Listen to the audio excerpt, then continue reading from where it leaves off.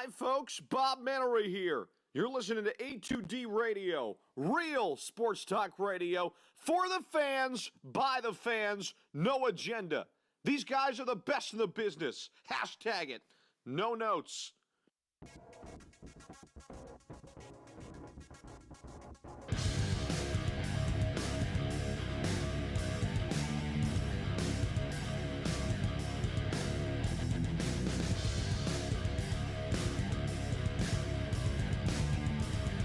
All right, happy Monday, everybody. A super Monday.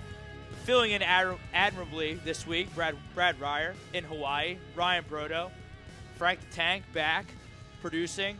And the Eagles have a football game in 6 days in February for the first time in, 13, 14 years? It's been a while, yeah. It's been a while. Today was brutal at the office. Was it? Brutal. Dragging. It's gonna be a long week, isn't it? It's only going to get worse. All right, let's kick it off strong with the poll question. Who's got to come up big in this matchup against the Patriots? We got A, the coaching staff, B, Nick Foles, C, the defense, or D, the special teams got to make something happen. I'm a little torn here because I think it's the coaching staff. I think that the Patriots have a significant edge with McDaniels, Patricia, and Belichick, opposed to Doug Peterson, who's never been here before, Jim Schwartz, who's never been here before, and Frank Reich, DeFilippo, whoever you want to give the offensive success to. They need to put together a good game plan. They need to keep Tom Brady off the field. So I'm going to go with A. I think Doug P. has to show his weight because Nick Foles is not outplaying Tom Brady on Sunday. I mean, the Eagles are going to have to outplay the Patriots. You can't – correct. I mean, you can't say that you should expect Nick Foles to outplay Tom Brady. Now, is it possible? Like, is it impossible for Nick Foles to outplay Tom Brady? No, I don't think it's impossible. But when you talk about likelihood of things happening, I don't think that's at the top of the list by any means. So I agree with you. And I think as far as this question, I think if I went any point here to, special teams, to Nick Foles, the offense, to the defense, to the coaching staff, I can make an argument for all of them. I think it just comes down to the thing, especially in these playoffs, that has been so dominant, and you can point to as the main reason why we're even here right now, as you said, talking about Eagles football in February, in February, and that is it's this defense. When you talk about Tom Brady, whether you want to call him the best of all time, the best in the world right now, regardless, we know who he is, we know what he's done. And if you want to talk about the one thing, at least at the top of the list when it comes down to you need this to happen in order to beat the Patriots on Sunday, the defense needs to do exactly what they did to Case Keenum, and they need to do exactly what they did at Matt Ryan in portions of that game, especially late. And that's get to him. Because we all know if Tom Brady is gotten to quickly and often, and if he has to start backtracking and not being able to move up, well, that's trouble. That's trouble for him. And that's trouble for the Patriots, and that's trouble for that entire organization. Well, that's the blueprint that the Giants set in Tom Brady's 2 Super Bowl losses. Mm-hmm. Pressure up the middle. Mm-hmm. So I put the defense second on there. Okay. But Nick Foles got to manage the game. He can't get crazy. He can't let the success of the last 2 weeks get in his head and think he's going to get into a gunsling shootout type of a game with Tom Brady, because then the Eagles are doomed. I think everyone can agree on that. Greg Milikovic second. What up, gents? Coaching staff for me. Offense second. Going up against the GOAT. Going to be able to stay with him X and O-wise. Have a good show. Dion Brown. What's going on, Dion? The defense, hands down. Get Brady all game. The D-line is much better than their O-line. 100% agree with that. It's a great point by Dion. I'm going to get to my boxing match scorecard matchup here in 1 second. Madden simulation came out this morning, 24-20 New England. Take that Madden simulation and shove it. Well, that's why it's Madden. You know what I mean? That's why it's a video game. It's a video game. Exactly. But let's get into it. So you're on the defense. I'm on the coaching staff. Defense, very close second. Nick Foles just can't screw it up. No, absolutely not. Well, like we talked about, anyone could be at the top of this list. I can make an argument for the special teams. You know what I'm saying? It's like you said, it's not going to be about one individual player. It's going to be about a team effort. It's going to be about a coaching effort. Because we all know in order to beat the Patriots, you need a lot to go right. You're not just going to be able to walk into one. You know what I mean? Like, oh, that's right. We played horrible, but we still won. Right. Like, that's not going to happen. It's What not. if Tom Brady was sleepwalking for, 80% of that game against the Yes. Jaguars in the AFC Championship game, and he flipped the switch with, 8 minutes to go? You can arguably say that about last year's Super Bowl as well. You know what I mean? Like, for the first half, the Patriots were not there. They were still asleep. And that's the whole point. It's that even when, if say, for example, the Eagles get off to a hot start or anyone gets off to a hot start against the Patriots, it doesn't matter because we see what this team can do. You know, I read an interesting stat today. In all the Patriots Super Bowls, this is their 8th or 9th? I think it's their 8th. Okay. They've played in 7. They're 5-2. Have never scored in the first quarter. Really? So that goes to your point of sleepwalking. And if the Eagles can start hot like they did against Minnesota, I didn't really start hot against Atlanta. It was a cold day and kind of a defensive battle. But you know, if you hop on them early, you got to stay on them because they come back, as the Atlanta Falcons know, as the Jacksonville Jaguars know. Well, I completely agree with you, and I made this point when I was chatting with the guys on Agree to Disagree yesterday. And I made the point, I said, guys, correct me if I'm wrong, but this Patriots team and just Patriots teams in, the last few years, I always look at them as a team that starts off slow. They don't come firing out of the gates to where if you want to go by this entire season, what we've seen from this Philly defense, the reason why I'm so confident going into this game, it's that if this defense is able to stop the Patriots early, or it just comes down to the Patriots don't get off to a hot start, and our offense gets off to a great start, a solid start, maybe get off 10-0, or, whatever. Just get out to an early lead and just sustain it. I think this is the one team in the NFL I can't really see a Patriots coming back 28-3, for example, because this defense on this Eagles side of the ball, they don't give up leads. Once they're there and they're locked in, listen, give me numerous situations or examples where they've given up big leads. You know what I mean? So that's why I'm so confident it hasn't happened. So if you want to put it on Nick Foles, if you want to put it on this offense at the beginning to say they are the number one key to success, I completely agree with you. Because they need to capitalize on what I expect to be a slow start from the Patriots, just given how solid and how great this defense is. And two, historically, the Patriots, they don't start off hot. They didn't start off the regular season hot. They got blasted by the Chiefs. Good point. They lost to the Panthers at home. I think they got blasted by the Texans as well.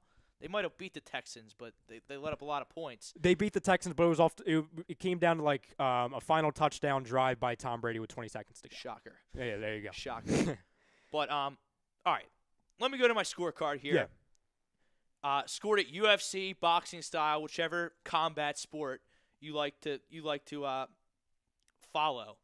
I broke it down: coaching, quarterback play, running game, pass catchers, offensive and defensive line, linebackers, secondary special teams. This will undoubtedly prove that the Eagles, top to bottom, have the better football team. That's why I'm extremely confident heading into Sunday that the Eagles are going to be Super Bowl champions. Some people have called me a hater. Some people call me late to the party. I gave them a 30% chance to reach the Super Bowl. When Carson Wentz went down, I gave them 0% chance to win it. Circumstances have changed. The Eagles are winning this game. They're the better team. So we look at coaching. I gave the Eagles 8 points. Obviously, the Patriots are going to be 10 points. Not only because of Bill Belichick, the two coordinators, they're just better. They're more experienced. Maybe at the end of this game, maybe it'll be 10-10. Maybe it'll be a wash. Who knows? But I can't do that right now. If you asked me at the beginning of the playoffs, this would be like a 10-4, 10-5 slaughter for the Patriots because Doug P has just absolutely proven his weight in gold after the Carson Wentz injury. So that's 8-10 in favor of the Patriots. Quarterback play, that's a 7 for Nick Foles. That's a perfect 10 for Tom Brady. Nick Foles, I don't care how good he's playing. I don't care what kind of stretch he puts. He's not Tom Brady. Tom Brady's the best of all time. Hopefully he doesn't prove that on Sunday and the Eagles can get in his face. So that brings us to the running game. That's a 10 for the Eagles. That's a 9 for the Patriots. Patriots have good backs there.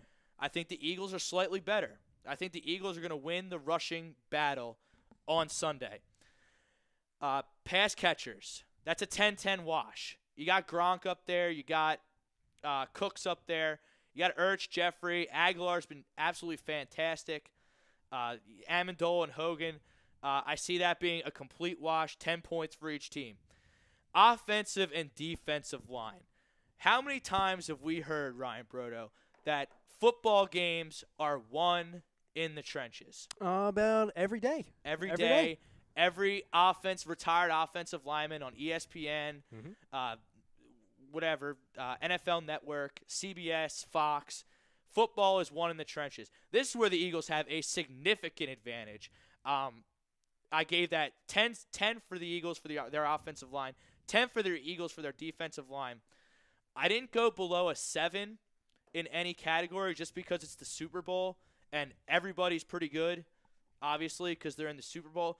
But I could have gone to a 6 or a 5 here. But I went 7 for each. So 10-7 Eagles in both of those categories. Linebackers. Obviously, the Patriots play a 3-4. They play with 4 linebackers. I gave them a 10-9 slight advantage just because the Eagles' middle linebacker position has just been in flux since the Jordan Hicks injury. Secondary. I think the Eagles' secondary is slightly better than the Patriots. 10-9 advantage. Reason I say that, Patrick Robinson, a much better nickel corner than Eric Rowe. We know all about Eric Rowe. He's Eric Rowe. He's not that good.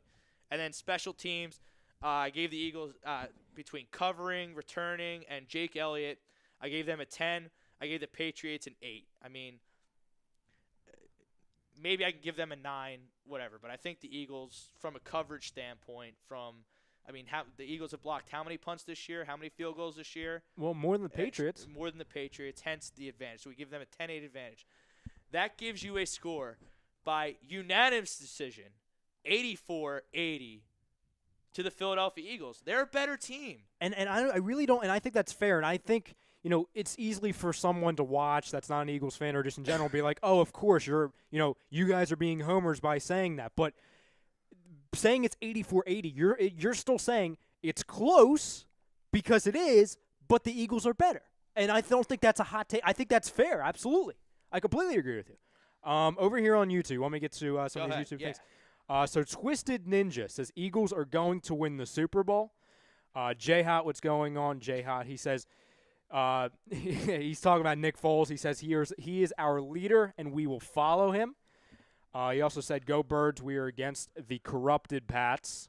Twisted Ninja followed up by saying the Patriots are not going to win. F them and the refs. We are going to prove them haters wrong one more time. I'm going to touch on that in a second, by the way.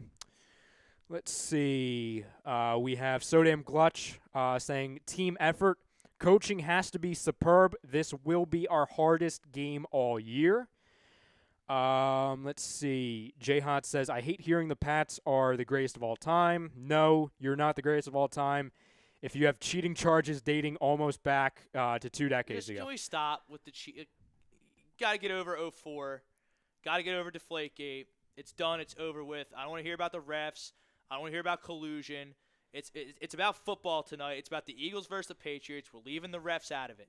Unless Pete Morelli shows up and throws every flag on the Patriots every flag on the Eagles and none on the Patriots, I don't want to hear about the refs. I hate talking about the refs. It makes you sound soft. It makes you sound like a baby, and I don't partake in stuff like that. Nathan Aldolf, who is apparently a Patriots fan, he says Brady is the GOAT. You have no respect for greatness. He's talking to J-Hot because Brady. He said Brady is a fraud. No, Tom Brady. He's not a fraud by any means. And Nathan followed up by saying, "Never faced a team as talented. Nick Foles is your freaking quarterback." I don't know what that means. I mean, yeah, I understand that I understand that your 40-year-old quarterback may be better than Nick Foles. That's fine. Oh, he's definitely better. That's why guilty as charged. Like, that's fine. That's a 10-7 significant advantage for the New England Patriots. I just come down to one thing, and just talking about what the YouTube chat was talking about, proving people wrong once again. Allow me to go back to the beginning of this season, okay? And I've been saying it for a couple weeks now, and I'll continue to say it until this thing is over. When Darby went down, okay, in that first game, people were saying all week, the season's over, the secondary won't be able to handle it. When Darren Sproles went down, people were saying, well, the season's over because the running backs won't be able to handle it. They said the same thing when Jordan Hicks went down. They said the same thing when Jason Peters went down. Oh, the offensive line won't be able to handle it. And finally, they said when Carson Wentz went down, well, the season's over. Nick Foles won't be able to handle it. And on that final one, people were fair by saying that. Because, of course, when you go to an MVP, to a backup who hasn't played in a while and was thinking about retirement, yeah, you could expect a drop-off. And that's like when people were confusing like panic with fraudulence, and people were saying like, oh, you're jumping off the bandwagon now. Like, looking back on it, I understand it. Because I know like you were worried. Yeah, you were worried about it. Nick Foles was going to be able to do this. And in the time, we were like, oh, you can't, jump off the bandwagon now. And I don't think you were by any means. You're just saying, like, I don't think they have a chance in hell. You see, there's Fan Rob, who sits in Section 220, Seat 7, slugging Bud Lights every week. And then there's the Rob that checks in here to A2D Radio that tries to give you my honest, clear-cut opinion. And sometimes it doesn't. How many times have I roasted Brett Brown on this set? Yeah. Just roasted him. I think Brett Brown Plenty is of times absolutely, you've roasted him. I think Brett Brown is horrible. Nothing he does can redeem himself. I don't think he's a good coach. And I'm sorry if that means I'm a Sixers hater, but I watch him all the time. I root for him to win all the time. So I give you my honest opinion, and what I actually said when Carson went down, I give them a 30% chance to go to the Super Bowl and a 0% chance to win the Super Bowl. Because I did see New England coming, and you look at it on December, 4th, that Nick Foles steps in for Carson Wentz. You look down the road. Oh wow! So if the 30% chance comes through and they actually make, Tom Brady's going to be waiting there. Nick Foles is not going to be Tom Brady. And you also didn't know Nick Foles was going to do what he did against the Vikings. You know what I mean? Not like at all. So that's why when you go back to saying like at the very beginning, you don't expect, or I don't think anyone really expects Nick Foles to outplay Tom Brady. It's like you have to manage expectations as you go. So my whole point when people talk about proving people wrong, can we both agree that we've all been saying this entire season before we even thought about Super Bowls or MVP with Carson Wentz or anything, the narrative was there's something different about this team. We could never really put a finger on it. People could say, like, oh, they're different because they found a way to win close games as opposed to last year where they found a way to lose close games. That was a big difference. And obviously, that's a huge trait that I feel like a lot of people don't really bring up when judging a team. It's that, what do you like when – I wouldn't even compare it to last year's team. Everyone knew last year's team. It was a project. Bradford gets traded, 5 days before the season. You get a rookie in there. Yeah, exactly. A rookie head coach. When I say this isn't your regular Eagles team, I'm comparing that to the good Andy Reid team. Yeah, that's fair. That came up short with McNabb throwing up on the field and Andy Reid not having a clue how to manage the clock, calling timeouts 5 minutes into the first quarter.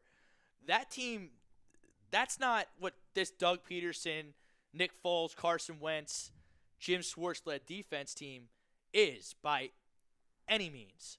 No. Doug Peterson does not struggle calling plays. He does not struggle with situational football. He does not struggle with clock management. I don't know. I'm sure he's made mistakes and bad calls. The Seattle game coming to mind where he got a little passive, where he was aggressive for most of the season. But he learned from that. He hasn't made the same mistake twice. And you look at the game plan against Minnesota, where they just shredded them. They threw the ball down the field, doing flea flickers all over the place. It's unbelievable coaching. It's unbelievable game planning to catch them with their pants down and jumping on them early and not letting them up. And then they just willed themselves to a win against the Falcons. I didn't think they were going to beat the Atlanta Falcons. I picked the Falcons on this show, as did Brad. But to have them going down the field with the reigning MVP, Julio Jones, for them to stop them, that shows stones. That's great leadership. Andy Reid teams never showed that. Donovan McNabb-led teams never showed that. That's why it's different.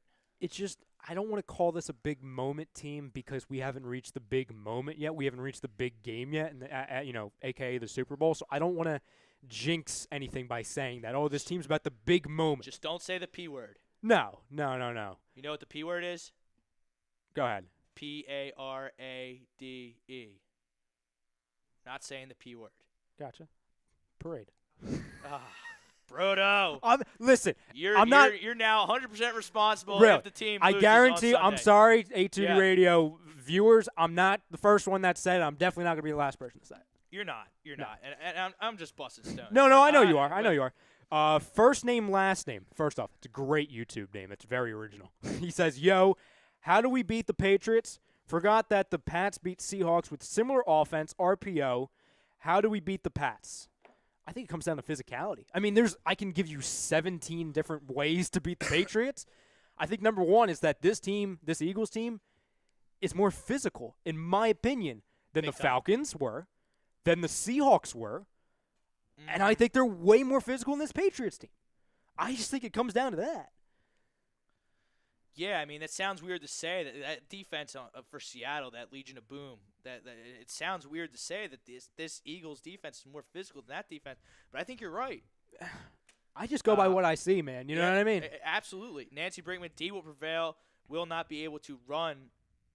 Eagles win. I agree with that. I don't think Deion Lewis, Rex Burkhead, James White, if Gilsley decided to try, they're not running between the tackles. If they want to run some gadget toss plays and get their running backs going in the pass game, maybe they can do that. But I will say the same thing I said the week prior to the Vikings game, and it's going to hold true here. Once the Eagles are able to stop the run on the Patriots side of the ball, open up the floodgates. Open them, and I understand Tom Brady is better than Case Keenum, so it's gonna have different effects. Case Keenum's not gonna, Tom Brady's not gonna fall apart by any means. I would love it if I'm wrong, and he is, but I'm not expecting him to. no. It just comes down to that. It's one by one. If you beat the run game early, then it's time. Then it's time. You go after him. Is that really that tall of a feat to No. stuff the Patriots run game? No, 'cause I don't think so either. I'm not scared of Deion Lewis. I'm not scared of James White. I'm not scared of Rex Burkhead. Who are they going to throw at us? Gillisley? Okay, that's fine. He's in dress. Well, that's my week point. 8. That's my point. Like I hope they put him in there. I was cold more like that. afraid, and I understand that the Eagles are at home during these games. I was more afraid of Devontae Freeman and the Falcons running backs, and I was even more afraid Absolutely. of the Vikings running backs.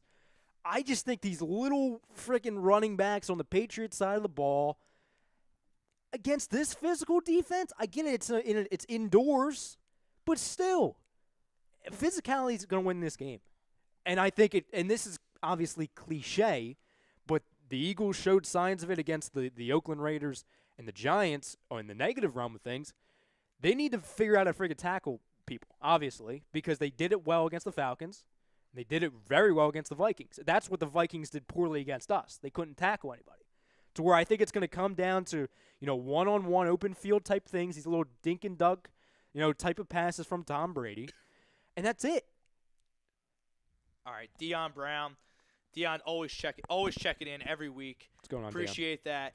No one thought the Eagles would be in this position they are in right now at the beginning of the season.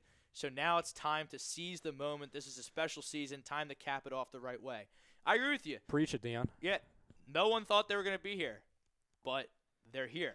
Where did you expect them? Like, what was your expectations before the season? Like, where did you have that? Like, where did you have this season ending? I for had example? them as a wild card team, I believe, in my preseason prediction. And did you have them winning a playoff game or just getting the playoffs and just winning, and just out? Yeah, I don't remember. But you who I didn't have had them it. going far. You know what I mean? You just had them. No, I didn't pick them to go to the Super Bowl. No. I did bet on them to win the Super Bowl. Though. Did you? Me and a buddy, 50 to win $2,000. Wow. So Okay. that's live action. All so right. I'm cashing in big time if they win on Sunday. But yeah, I had the Giants winning the division, which obviously didn't work out. And then I had the Eagles as a wild card team, 10-6 wild card team. I had them finishing ahead of the Cowboys because Dak Prescott stinks, and no one knew. Like when we were doing our predictions, no one knew what Ezekiel Elliott was. No. What was going to happen there. And the Redskins are And the Redskins. They're the Redskins. Yeah. So I had them in the playoffs, which is Because I had them getting I didn't have them getting a first round bye by any means. I didn't have them winning, getting the number 1 seed. I had them winning a playoff game, getting in, winning their division as like a 3 seed or something like that, getting to the second round, then losing. So to Deion's point and to what we've all been saying, regardless, this has been a special season. I understand, like you and I were talking on the chat like 4 weeks ago, talking about like success. we were saying, like, before the Falcons game, like, if the Eagles That lost. was when I was in the airport waiting to get on my flight to Vegas. Exactly. And we were talking about, like, okay, if the Eagles did not make it to the Super Bowl, or if they went one and done, how would you view this season? As a failure, as a success, as a great season, or a special season? And we came down to it, and then you were talking about the Sixers, all that stuff. And I think that same conversation needs to be happening now, given what we know about Nick Foles. So say, for example, if I don't want to talk, I don't even want to say this, but if the Eagles lose, if they do not win the Super Bowl, how do you view it? Do you view it as a success, a special season, a failure? It's certainly not a failure. I agree with you. I agree. It would be. I mean, nobody expected they're here. I totally agree with Dion's point, but they're here. If you're gonna be there, you might as well win it, right? Mm-hmm. I mean, you don't go to lose. So it would be a successful disappointment if you want to pull that oxymoron out right now. See, so I would be, obviously as a fan, I'd be devastated with another loss to the Patriots in the Super Bowl. But, it was Nick Foles, Doug Peterson. He'll be entering his third year next season. Hopefully Wentz will be ready for opening day next year, if not within the first month. Mm-hmm. And, this could be the start of a even more special era than the Andy Reid, Donovan McNabb era.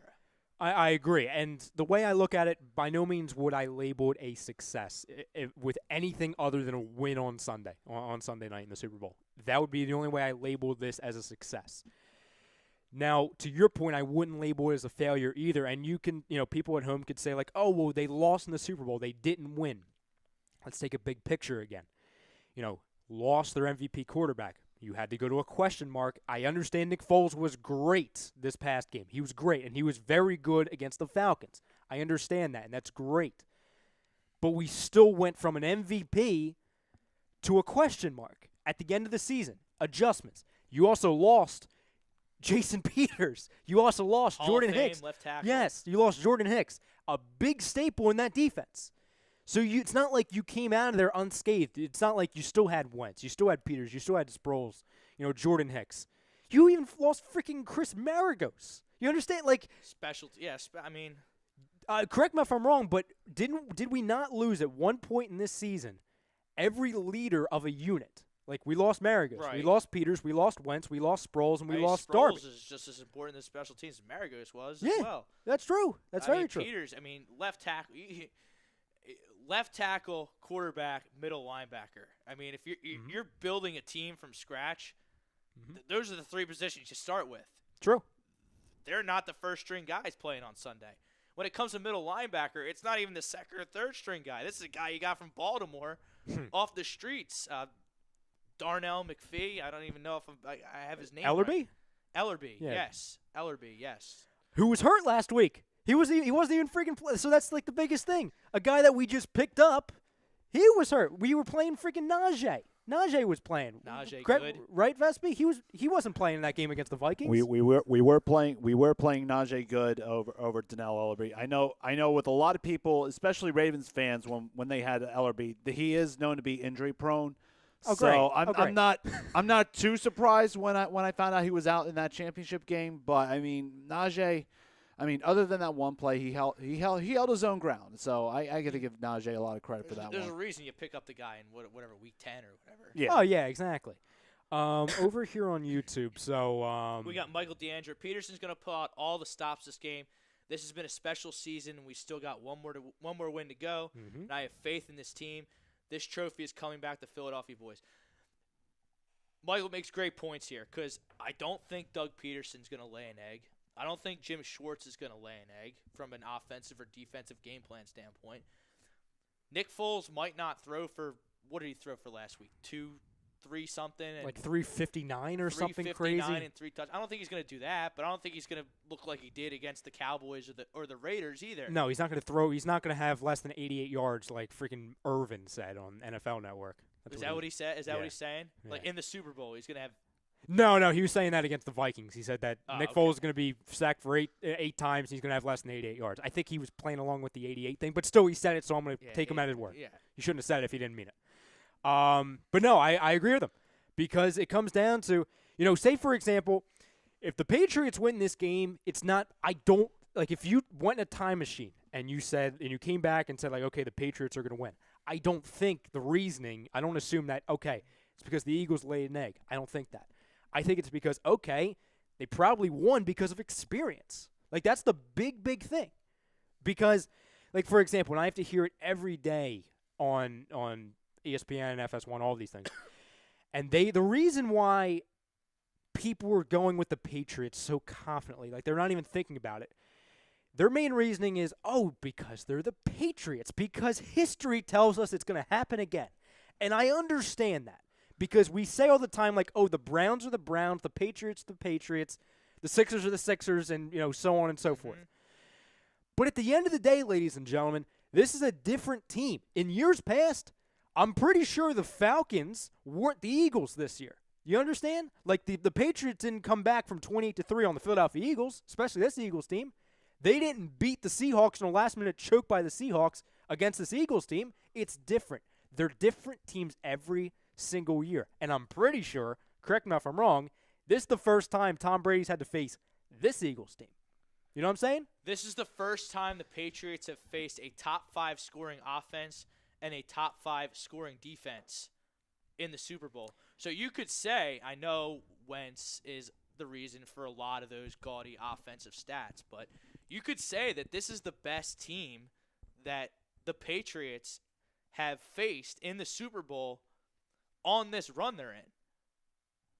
Yeah. Is that fair? I mean, the Seahawks were pretty good. Yeah, they were. They did play the greatest show. They played the greatest show on turf, but that greatest show on turf, that defense stunk.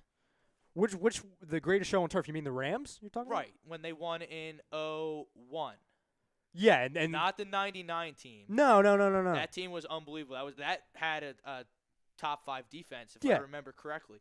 But the Mike Martz team that they played, that defense was terrible. Yes, I was looking it up today. Terrible. And it goes back to that as well, because the first time the Patriots won, the whole dynasty began, no one expected the Patriots to win. You know what I'm saying? Like, no one gave the Giants a chance in hell to win, too. Right. So it comes down to, if you want to side with history, fine. If you want to side with the best quarterback in the world, or the best quarterback of all time, which I understand he is, that's fine. I'm not going to call people at home an idiot for picking the Patriots, because the Patriots are here, they're a great team, and they deserve to be here. So I'm not going to call them frauds by any means. But if you're just sitting at home, and if you're just going to say they're the Patriots, so I'm going to take the Patriots and just not think about the ins and outs and what type of team this Eagles team is, I don't think you're thinking about it the right way.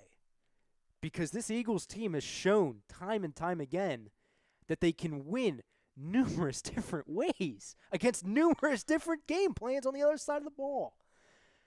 And I don't know. I side with gut feeling. I side with momentum, and I understand it's 2 weeks, so momentum kind of goes away. I don't – maybe I'm too confident about this game. Eagles are better top to bottom than the Patriots. I proved it with my breakdown. 84-80 Patriots on my little UFC boxing judges card.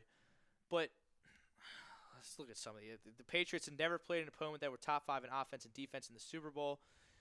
Just said that. Thanks, Mike. You guys remember last year's Eagles team beat the Patriots in New England. Just saying. It's not last year's team. I mean, that was a couple years ago. 2 years ago. Yeah, that was the Bradford team. That was the Chip Kelly signature victory. But to his point, it's kind of like, I think he's trying to make the point of not like comparing that team to this team, but it's like, well, the Patriots can be beaten. Like, they were beaten against a worser team of, an Eagles team than we are now. Right. I think to the point where this is the best opponent the Patriots have played in their Super Bowl run. I don't think this team is as good as the 04 team, the 03 team.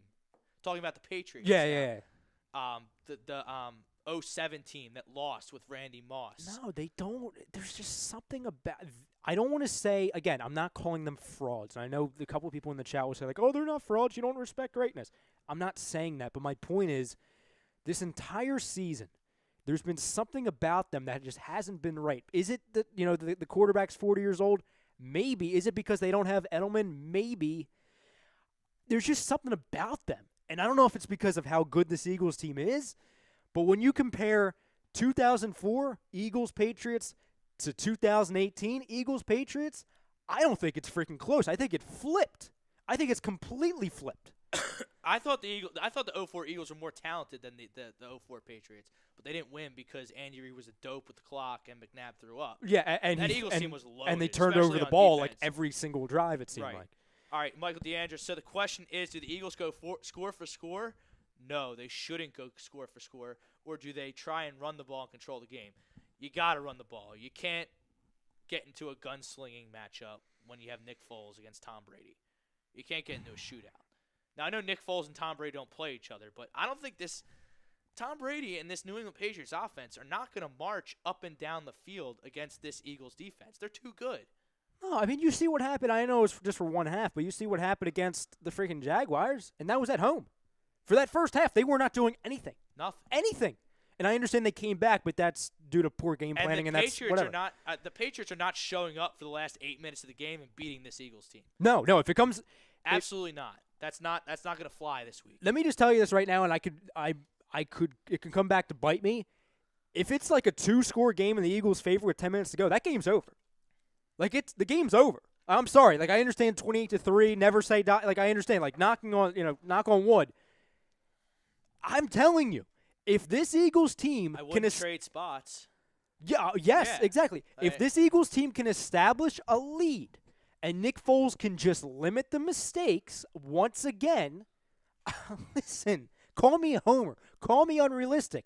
I see what this Eagles team does with leads. I've seen what Nick Foles can do. I can see what they can do together in the playoff atmosphere. Here, tell me I'm wrong, please. I'll chat with you. I'll tell you. I just don't think that if the Patriots can come back from a huge lead that they did, against the Jaguars, against the Falcons. I don't think they can. I really don't. I agree with you. Deion Brown, always with great comments, but with collusion and refereeing stuff, I'm not entertaining that. I'm not doing. Was he worried about the refs? Yeah, I'd advise everyone to keep an eye on the play clock, especially in the fourth quarter, because it's happened before when the play clock's under 10 seconds. All of a sudden, the play clock switches to 25 seconds out of nowhere. I mean, look, if I notice that happening, I'll tweet about it. I'll write about it on Facebook. I'm not talking about the refs. It's not about the refs. It's about the Eagles and what they have to do to beat the Patriots, and what they have to do is get in his face, especially up the middle, because I think the Jaguars last week, the Giants in years past, have proved that Tom Brady doesn't like that, and the Eagles have interchangeable parts. They can put Brandon Graham at defensive tackle and rush him up the middle with his speed. They can put Vinny Curry there up the middle. They've done it before. It brings in Derek Barnett, Chris Long, who knows what they're about, up there in New England. He was on the team last year. What I'll say to Deion is that this Eagles team needs to make sure they take the refs out of the equation. You know what I mean? I think that's as simple as that. Now, I agree with you. When talking about a game plan for this upcoming game, I don't mention the refs because I would assume that the refs are going to do their job. So, you know what I'm saying? But I understand what Deion's saying. But I really wouldn't worry about that, Deion. I understand it's the Patriots and all of the gates, the 25 gates that they have in their history. I wouldn't worry about it. You know what? If you're that worried about them stealing your signs, change your freaking signs. It's not rocket scientists. Stealing signs and signals and spying, even though they were cheating and they videotaped and got caught, but if they're stealing signs and they're successful at it, and you're the Philadelphia Eagles and you don't change your signs, then you deserve to lose the football game for stupidity. What is Chris talking about? Yes, it is Ryan. What do you mean, Chris? What is he talking about? Who's Chris? In the Facebook. He said, yes, it is Ryan Broda. I don't – what are you talking about, Chris? What are you talking about? Over here on YouTube real quick because these things are flying over here. So we have Onionhead – who says you have to respect the Patriots. Cheat, no cheat, they find a way to win. Yeah, and I'm not taking anything away from them. What they're doing is, out of this world when it comes to it. Like, for example, against the Jaguars, I wasn't surprised they came back. There were so many times in my mind where I'm thinking, I want to convince myself that, the Jaguars, they have it. It's over now, but it's just the Patriots. It's just what they do, and that's credit to Belichick. That's credit to Brady. That is what it is. They win. Winners win.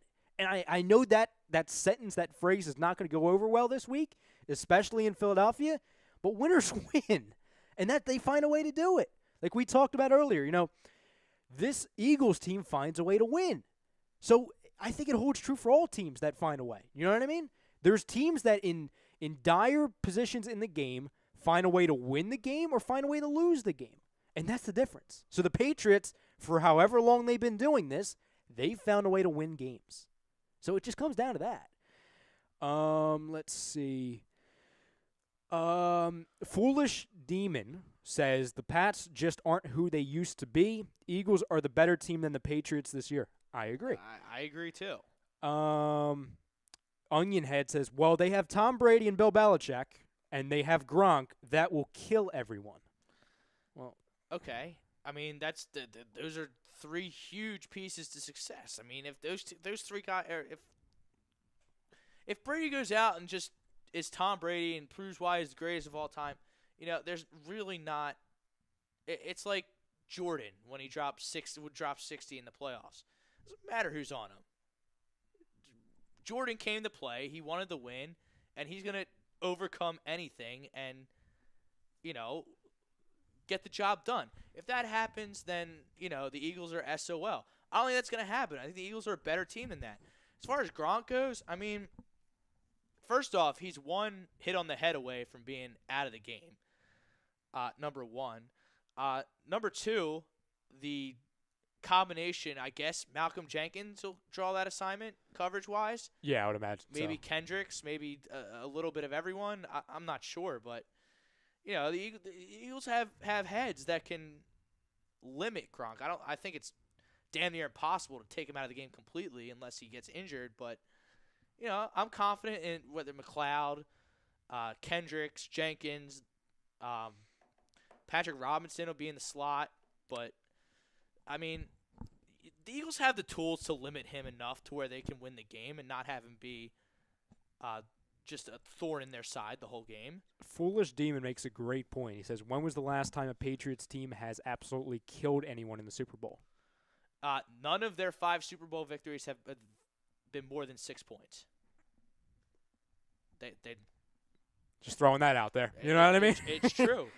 I mean, it seems like every time they're in the Super Bowl, everyone's like, nope, this is the year they blow everyone out and prove that they're the best dynasty in the NFL. And it never happens. It's always close. You look at every dynasty, they've had that one game where they've just absolutely trounced everyone in the Super Bowl. The Redskins killed the Broncos that one year. The Niners absolutely destroyed the Chargers in the early 90s.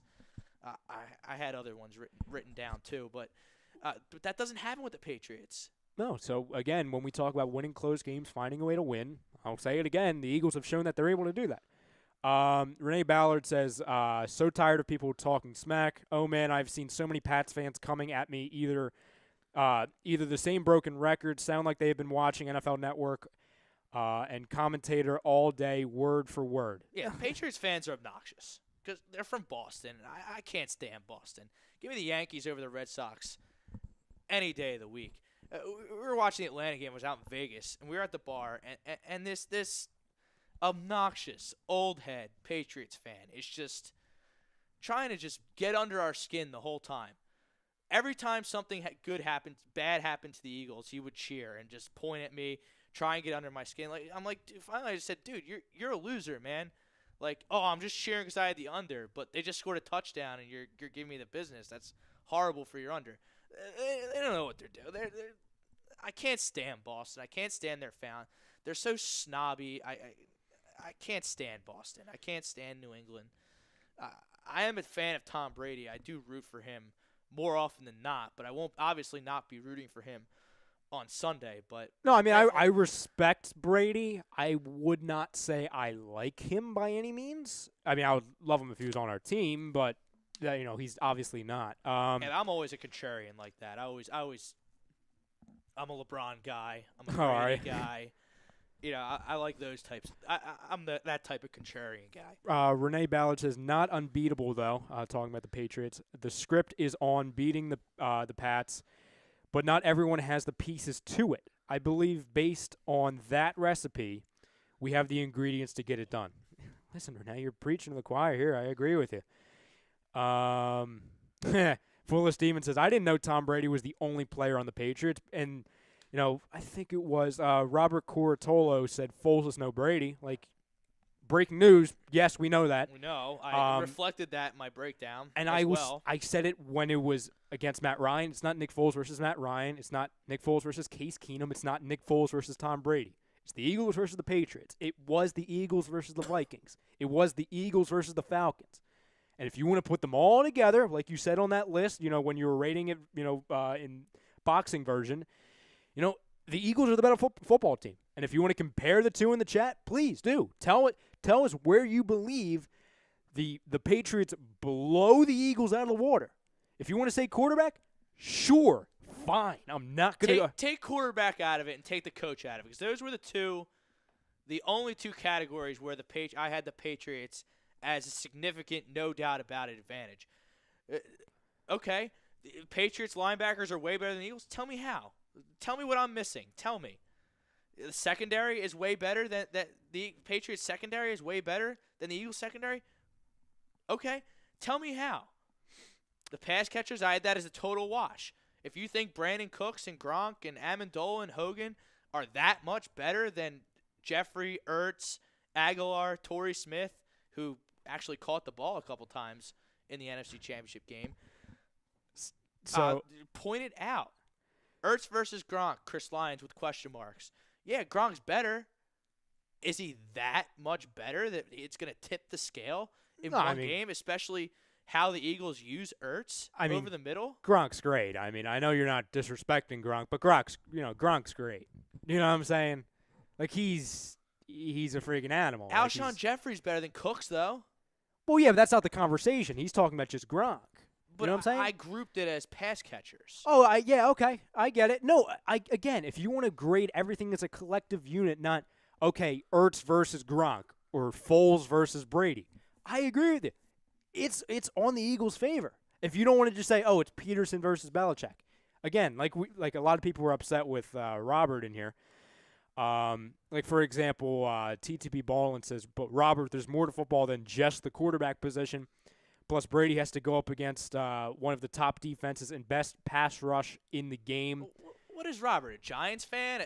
No, he's fan? No, he's a Packers fan. He says, I can't get anywhere in this YouTube chat because I'm a Packers fan, because you guys are Eagles fans.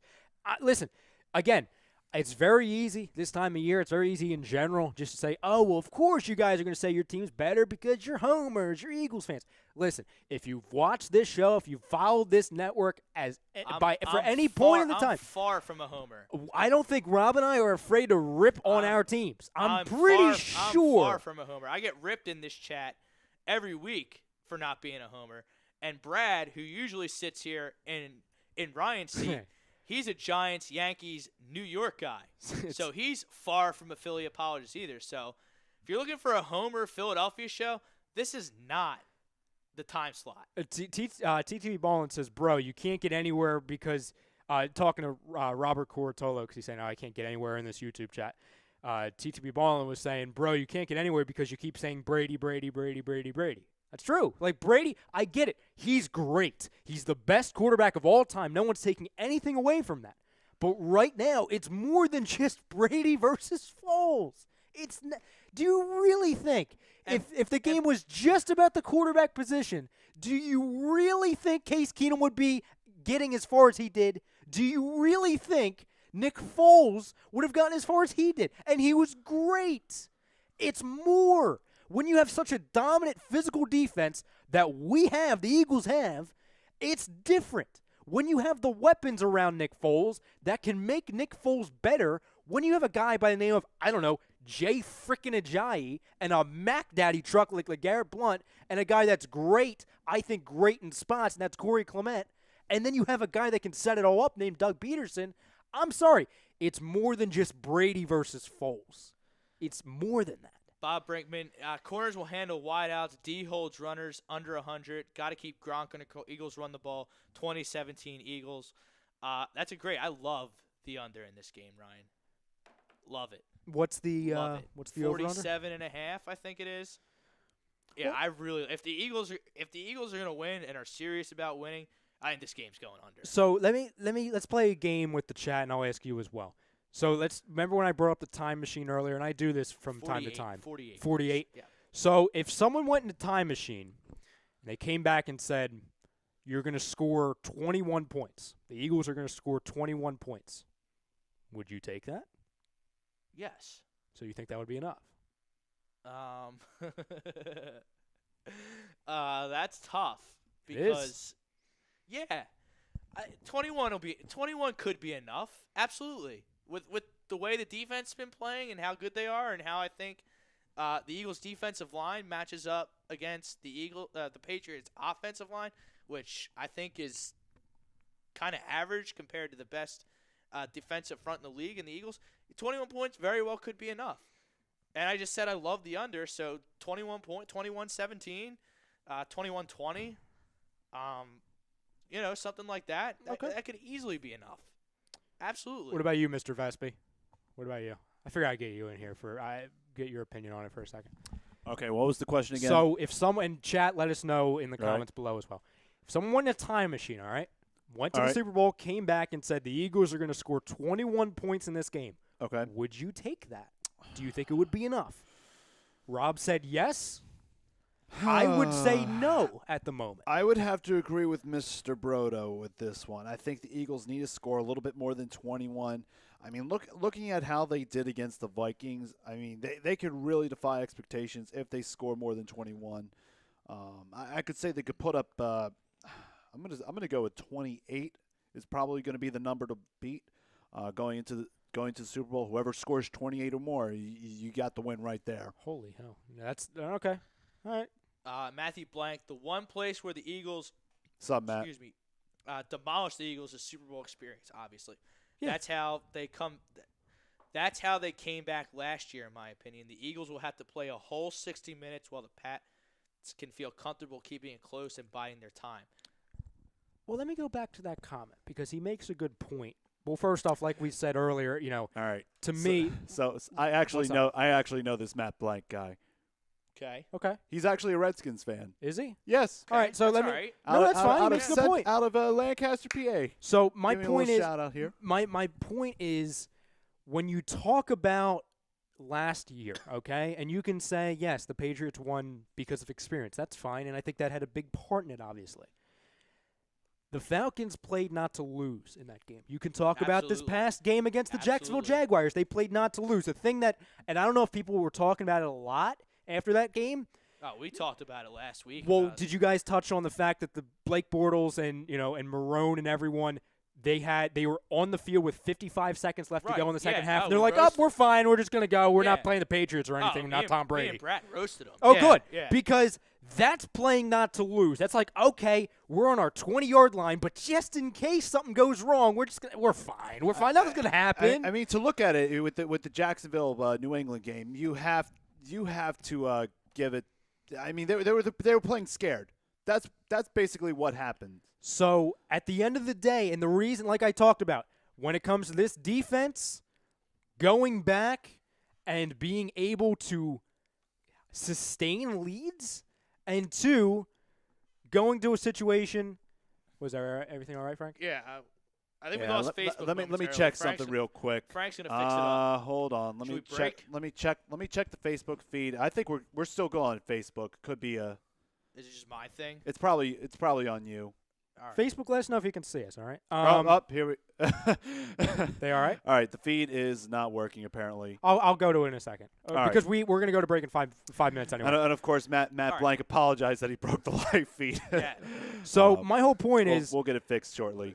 when it comes down to this defense on the Eagles side of the ball and this team, well, first off, when you talk about sustaining leads and the Eagles sustaining leads, they're not going to have a problem with doing that because, number one, they don't give up leads, and two, this coach, Doug Peterson, he doesn't take his foot off the gas, sometimes to a fault, especially last season, to where if the Eagles are up, or maybe they're up by 2 possessions or something, or 2 touchdowns, whatever, Doug Peterson's not going to be like, oh, we're going to play not to lose. We're gonna chill. They're not going to do that, They're going to put their foot on the gas, especially against a team that has the reputation of coming back from big leads, and they're going to keep going and going and going and going.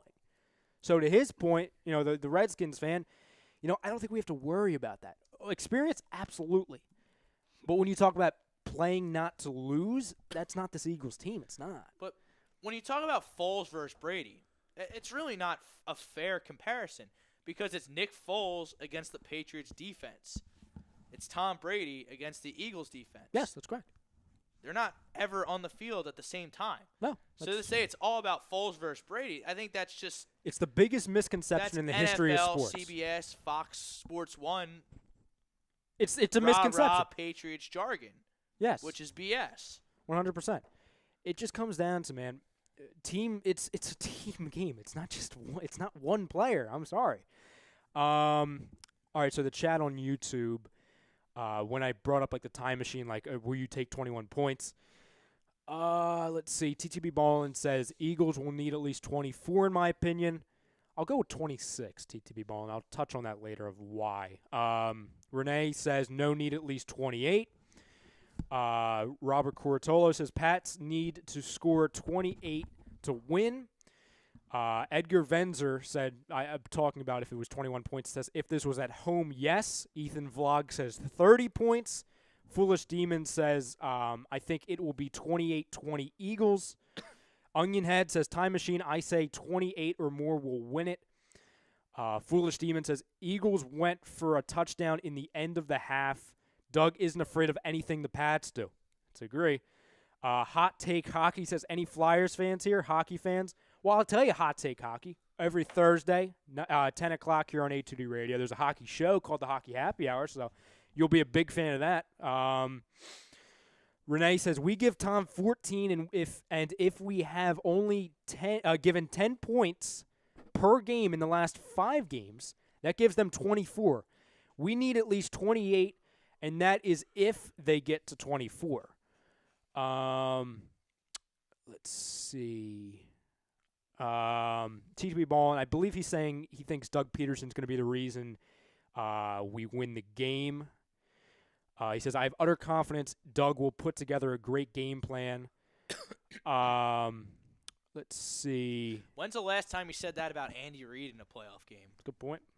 Well, remember all the people on FS1, Colin was saying. Oh, we ran him out of town. We're saying, monsters. oh, Eagles fans, they're dumb. They ran Andy out of town. Well, first off, we didn't do that. And two, Andy did that just – he did a great job on his own. He didn't need the fans. And he's doing great right now. Oh, that's right. He was one and done again. Isn't that funny? 9-point favorite at home to the stinky Tennessee Titans. And they lost at home to a BB gun offense.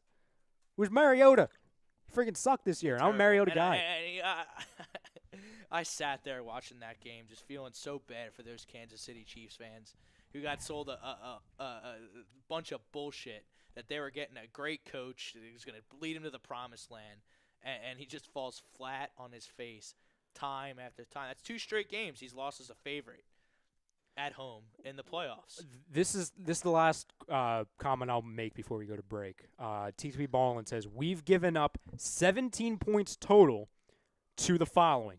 The reigning MVP, Matt Ryan, Julio Jones, Mohamed Sanu, Stephon Diggs, Adam Thielen, and the rest of the Vikings O-line. For both of those, for basically the Vikings and the Atlanta Falcons, and everybody that's on them combined, a total of 17 points. And I thought this is the best the NFC's been in years. Oh, scary! Light years better than the AFC.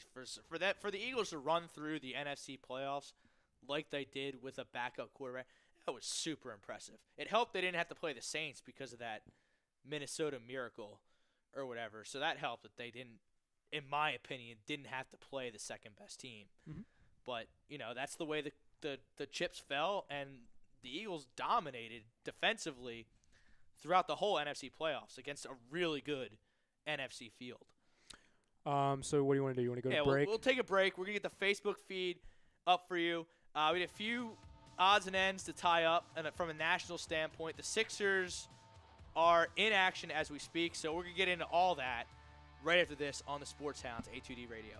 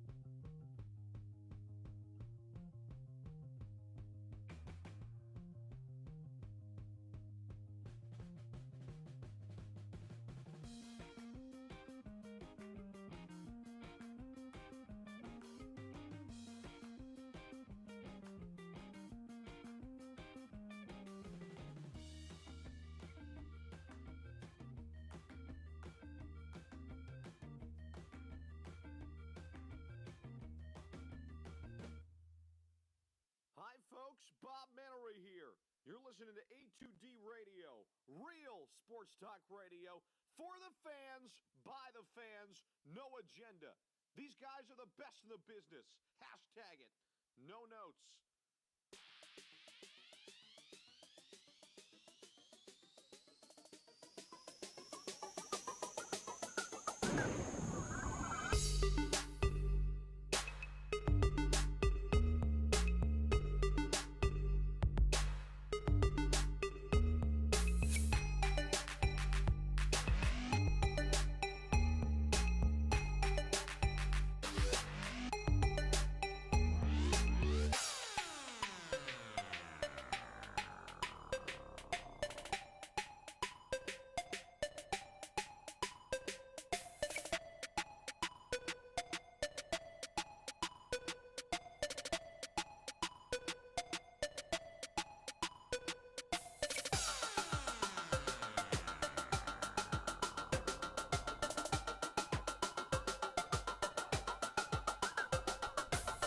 All right, welcome back.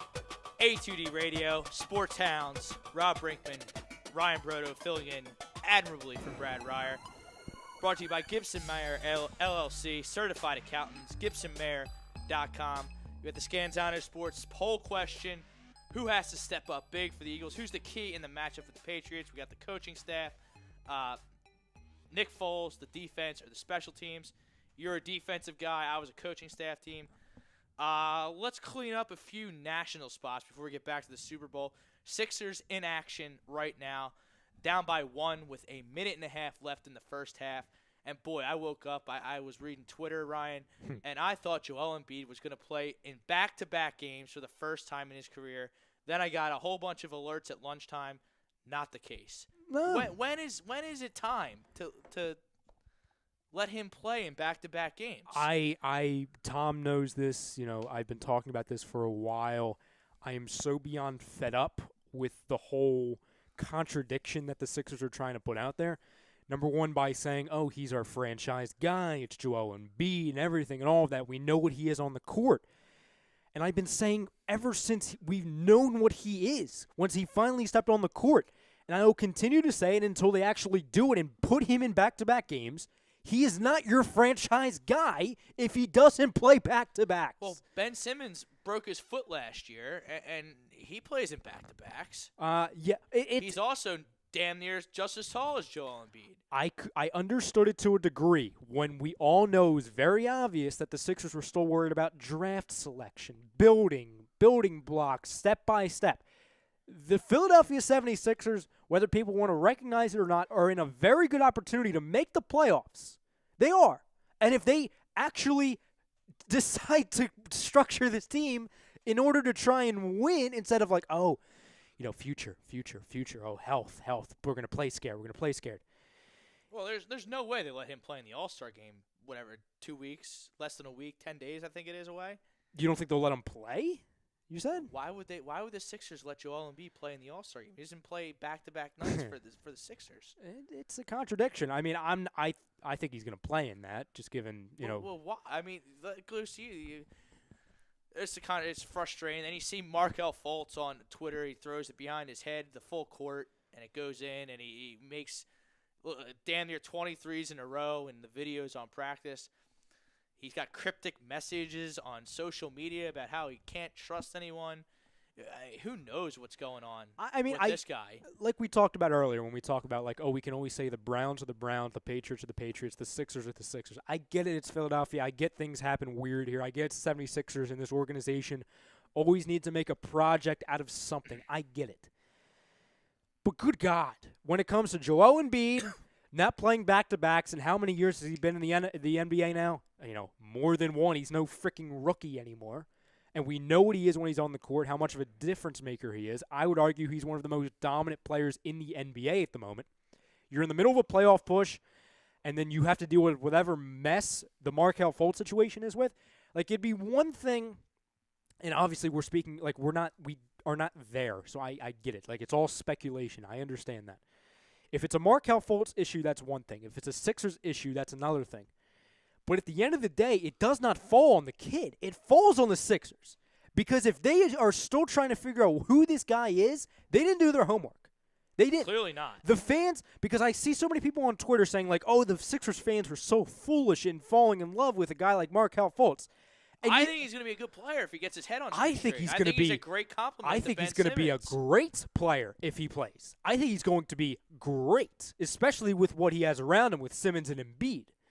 I think it comes down to the Sixers fan fell in love with the player Markelle Fultz. We didn't meet with the team doctors. We didn't meet with his coaches. We didn't meet with his parents or anything. How do you go from Summer League? I get it's Summer League, and most of the guys you're playing in Summer League are not even close to NBA talents. I get that.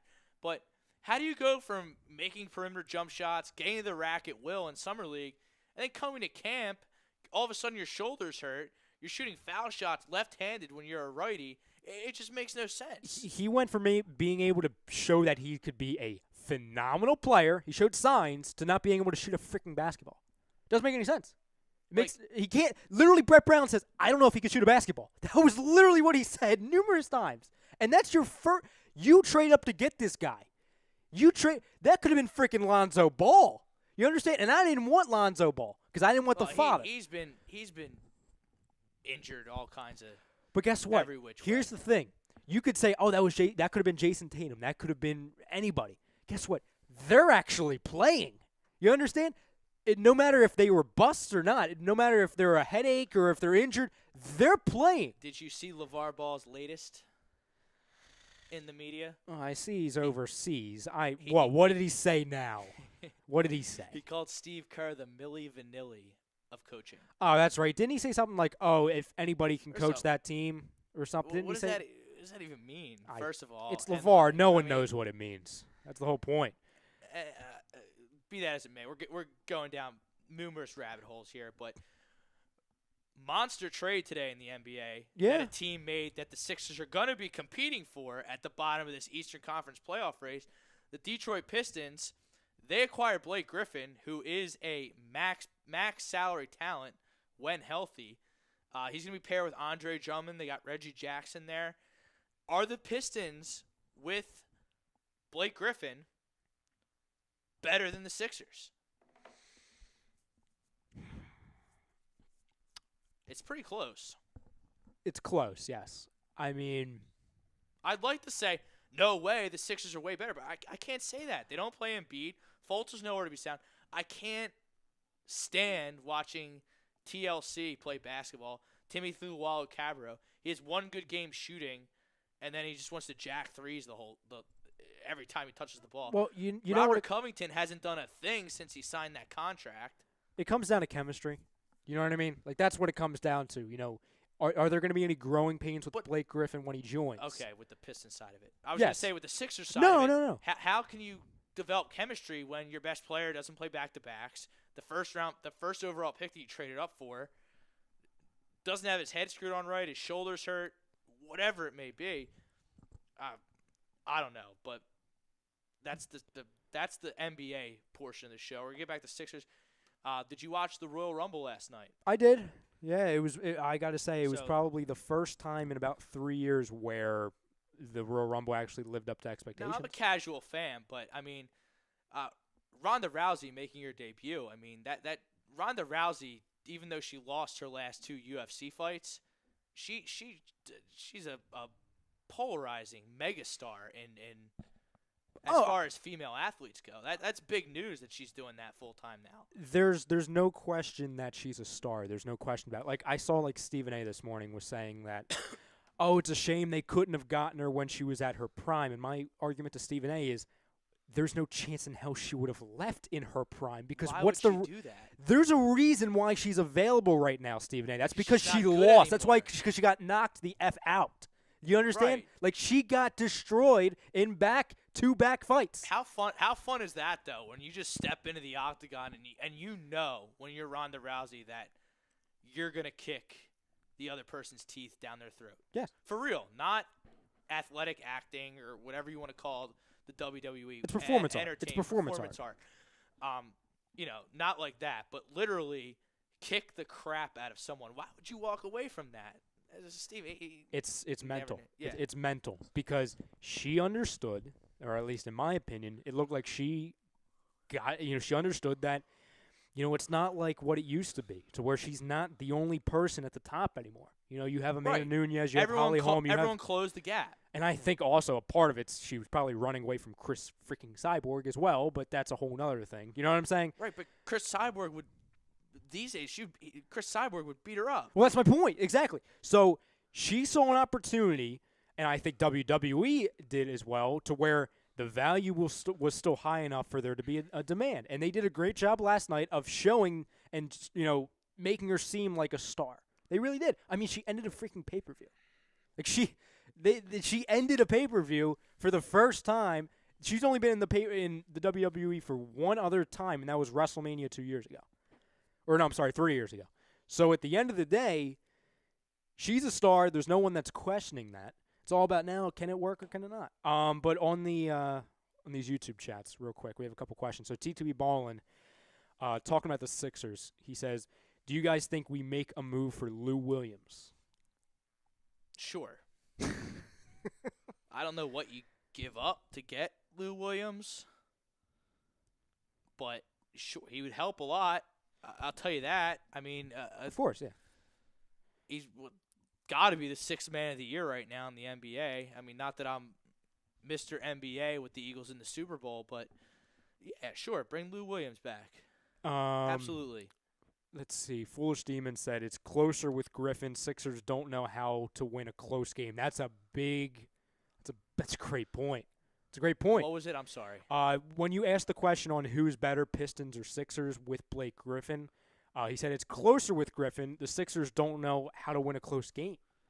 They don't. No, they don't. Like, they get off. Like, it's been great the last few weeks. For you gamblers out there, Sixers first half, always a lot. Up by 20. Up by 20. Up and by then 20, and then Sixers in the third quarter down by 40. You know what I mean? It's crazy. That's what it seems like. And that's my beef with Brett Brown, because that at some point that becomes about coaching. It's that, and it's inexperience too. It's inexperience. Right, but you don't need to push the ball up the court I and get jack it. threes when you're up 20. That's when you run sets and grind clock, and the Sixers don't know how to do that after how many years of the process? That's my big beef with Brett Brown. No, I understand it, and that's a good point. There's points that I agree with in there. Let's see. Let's see here. Facebook's like, oh, here you go. Foolish Demon talking about when we were talking about the Titans and how the Chiefs lost to the Titans.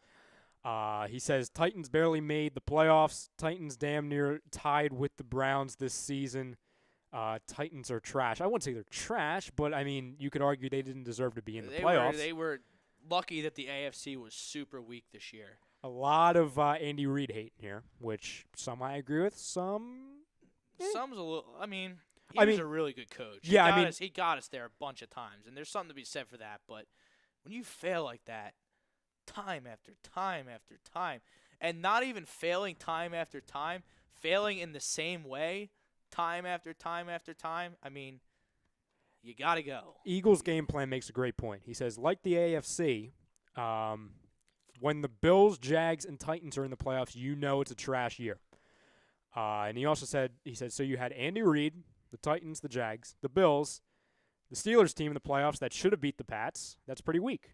And especially the Steelers went one and done. Let's see. Foolish Demon says, please don't bring up the Jags either. They gave up 44 to San Francisco. Did they? Yeah. Were they playing their starters? I think so. Was it with Jimmy Garoppolo? Garoppolo, yeah. He that's got right. him. Week 16. Yeah. Week 16. Gotcha. Jimmy G got him, who's a stud, by the way. Oh, he's going to be a superstar. Let's see. Onionhead says Brady will screen the heck out of the defensive line. All right, we'll segue that back into Super Bowl talk. Let's get back to the Scanzano Sports poll question. What is the key for the Eagles to win the matchup? Is it coaching? Is it defense? Is it offense? Is it special teams?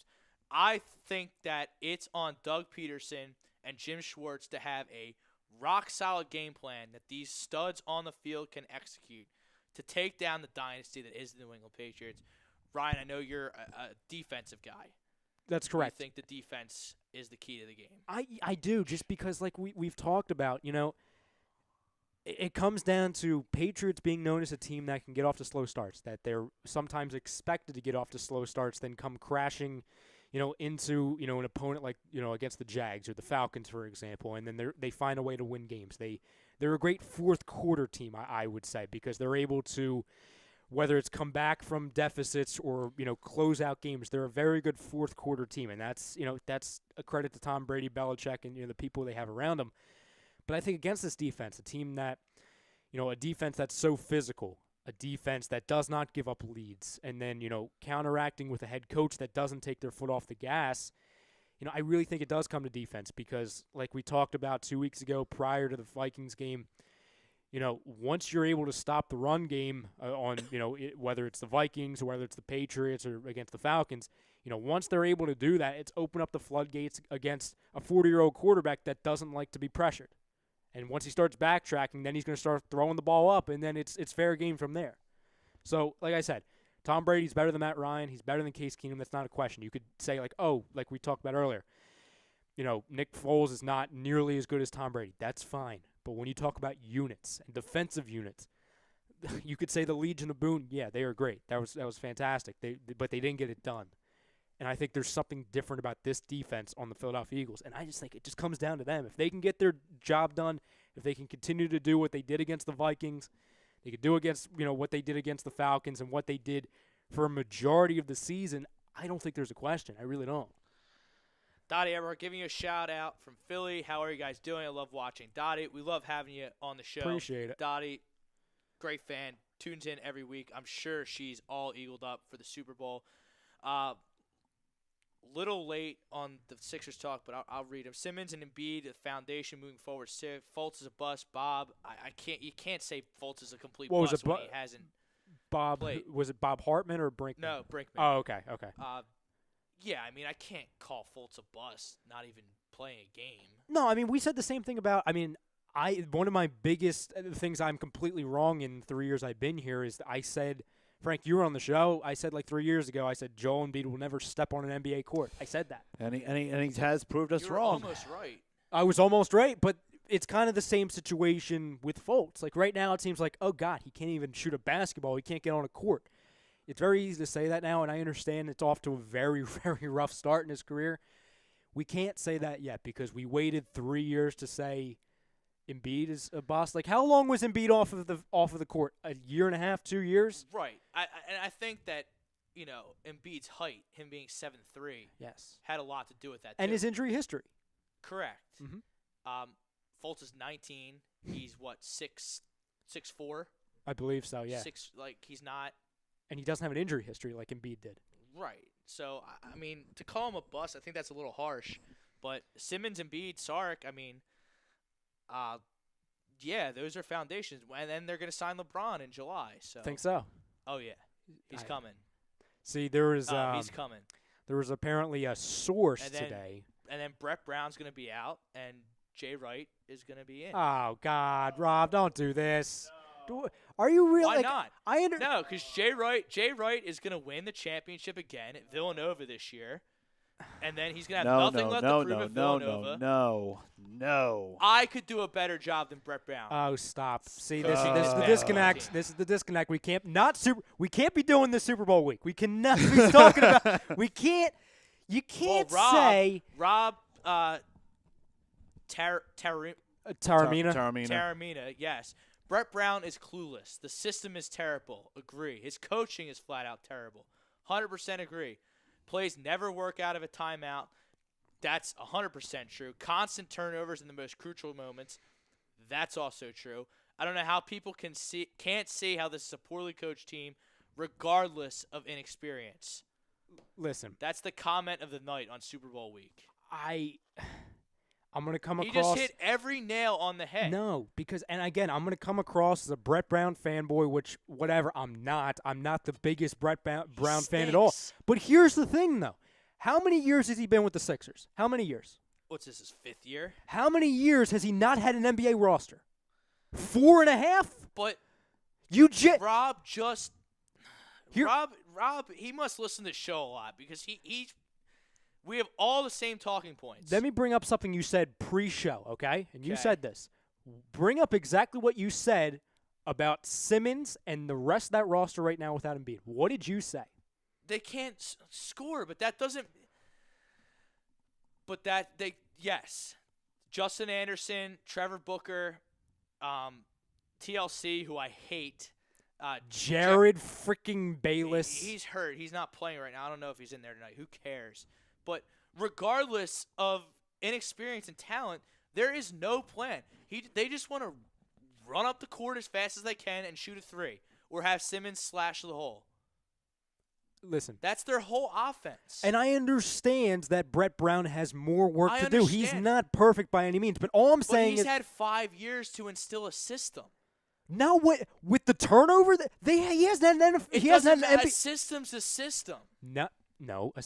Do players win? Do players win? Yes. So rosters matter, But- right? Absolutely, but you can still have a system, and then as you bring in better talent, you have a system established. Okay. Look, So- Fultz. Okay, you're the two guard here. You got to learn how to do what Jared Bayless is doing, but then Fultz does it way better than Jared Bayless. So let me ask you this But one there's question. a system in place. There's no system. So are you going to All give he it? wants to talk about in his stupid Boston accent, which I absolutely hate, Rob. is pace and space. We are not even at the All-Star break yet. This is a team that has Embiid that can't play back-to-backs, that has Simmons, who is in his first year. The guy can't coach. He can't You coach. can't. If you want to can't say coach. if you want to say that you're not a fan of him, fine. If you want to say that he can't coach a NBA championship team, fine. But to say right now, not even halfway through the season, with a roster that has a disastrous first-round pick, a Ben Simmons that took a year off in his first year and now is finally playing, Embiid who can't play back-to-backs, and you look at what you have around them, teams, talent wins. It's as simple as that. All right, And who's on the Miami Heat right now? what are you talking? Who's on the Miami Heat? Right. What do you mean? They have Eric Spoelstra as their coach, right? Okay. More talent, less talent than the Sixers, the Heat. That again. If you want to, I Okay, understand. well, the Heat, my point is, we can't, in the 10 seconds that I asked you, you didn't name anybody on the Heat. Uh-huh. They're the 4 seed in the East right now. The Sixers are struggling to make the playoffs. Okay, so your because point. they have a coach who has a system and knows what he's doing. So That's they have a great coach. the only They reason again. that they're You're whatever 5 games up on the Sixers right now. So you're saying that they have a great coach. I agree. So they're winning because they have a great coach. I'm not calling Brett Brown a great coach. I'm just saying he's not a freaking idiot. That's all. That's my entire point. That's literally my entire point. I can't stand Brett Brown. Okay, that's fine, and we'll agree to disagree. But my entire point is, when you come down to it, let's see what he is able to do when Fultz, Simmons, Embiid, and the rest of them are able to stay on the court. Because so far in his tenure with the Sixers, that hasn't been a thing. Yeah, but when's that going to be? 2022? That's not his fault. Does he control the health of Markelle Fultz? And that's another thing. It's excuses. Wait, so okay, That's so a franchise. That's not a Brett Brown dig. That's a Sixers dig. okay, okay. Oh, I agree. I'm glad you said that because But once he gets Fultz, Saric, Simmons, and Embiid, then you can judge him. okay? I think it's as simple as that. Again, if you want to say excuses, well, Brett Brown he's not playing God. Again, he's not someone that can control the health of his players. I wish he could. I wish I could, in all honesty. But at the end of the day, you cannot judge him to the fullest extent until you see all of his weapons. If you want to say he's gotten off to a bad start this season, fine. But it's like Rob said, the system's terrible.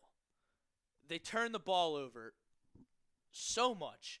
That's because of a lot of that turnovers, in my opinion, and what I've noticed with the Sixers, is because all they want to do is push, and jack threes, and jack threes. So is Brett Brown, while the ball is in Simmons' hand, is Brett Brown controlling the basketball to being thrown in the opposing team's hands? Because Ben Simmons, you could question. Ben Simmons is coached to do is get the outlet pass and push. Yes, that's coaching. It's also decision-making on a rookie. It's decision-making on an inexperienced young team. Isn't it easier to make decisions when you're running a set and slowing it down than it is to, be running a million miles an hour? Sure. Especially when you're up 20. Sure, but you can also the Sixers find themselves up in the second half. Sure, but you very can consistently and blow leads consistently. Sure, but you can also say that it's Style of easier. play. You can also say it's easier to make choices when you're experienced. So are you saying you put zero stock or very little stock in the fact that Ben Simmons is still a rookie? That Joel Embiid can't play back-to-backs? That there's the first time, and they're not even, again, I will say it again, they're not at the All-Star break yet. They're not halfway through a season. And there is so much turnover constantly and constantly. They're still trying to figure out what team they are. No, I don't put stock in it. Oh, no, good I hell. don't put that much stock in Okay. it because it doesn't – the fact that there's no system, there's no half-court. When's the list? This team hasn't run a half-court set since Larry Brown was the coach. It's absolutely ridiculous. All you want to do is play with the Warriors and rush up and down the court and shoot a bunch of threes. TTB Ballin It's not AAU. I know the Warriors want to make you think it's AAU. I know the Cleveland Cavaliers want to make you think it's AAU, and the Houston Rockets and those elite teams. But those elite teams have elite talent. The Sixers don't have elite talent. So you need to not play AAU basketball and find other ways to win. And that's coaching. Okay, and I understand that. But my whole point is all the points you just made, which I agree with, it doesn't mean Brett Brown is clueless. It means he needs to do a better job. I think it's close. Okay. It's very close. Let's get back to the Eagles. Oh, there's one comment I want to read. Go ahead. TTB Ballin says, I love the system. We play at a great pace, constantly go up by 20. Haven't you seen all of those lob out of bounds to Covington and Bayless? Out of bound plays work. No. I mean, I'm not going to sit here and say they've never had an out of bounds play that worked because that's would be a ridiculous statement on my part. But the fact that they struggle to get the ball in, they're awful out of timeouts down the stretch. Ballin says we average the most passes in the league. What is that? What does that mean? That's such a bullshit analytic stat. Pace and space is all that matters now in the NBA. Look at the Warriors and Celtics and OKC. When you have Kevin Durant, Stephen Curry, Draymond Green, and James Harden, I understand. But when you have those, rush up and down and chuck shots up in the air. That's great. Ben Simmons is afraid to shoot an 18-foot jump shot. Well, Foolish Demon says Sixers don't have shooters like that, though. He says save for Redick. Right. That's why you don't play like that. I'm just reading comments. I'm just going down. I know, but I'm trying to I'm trying to educate the YouTube listeners.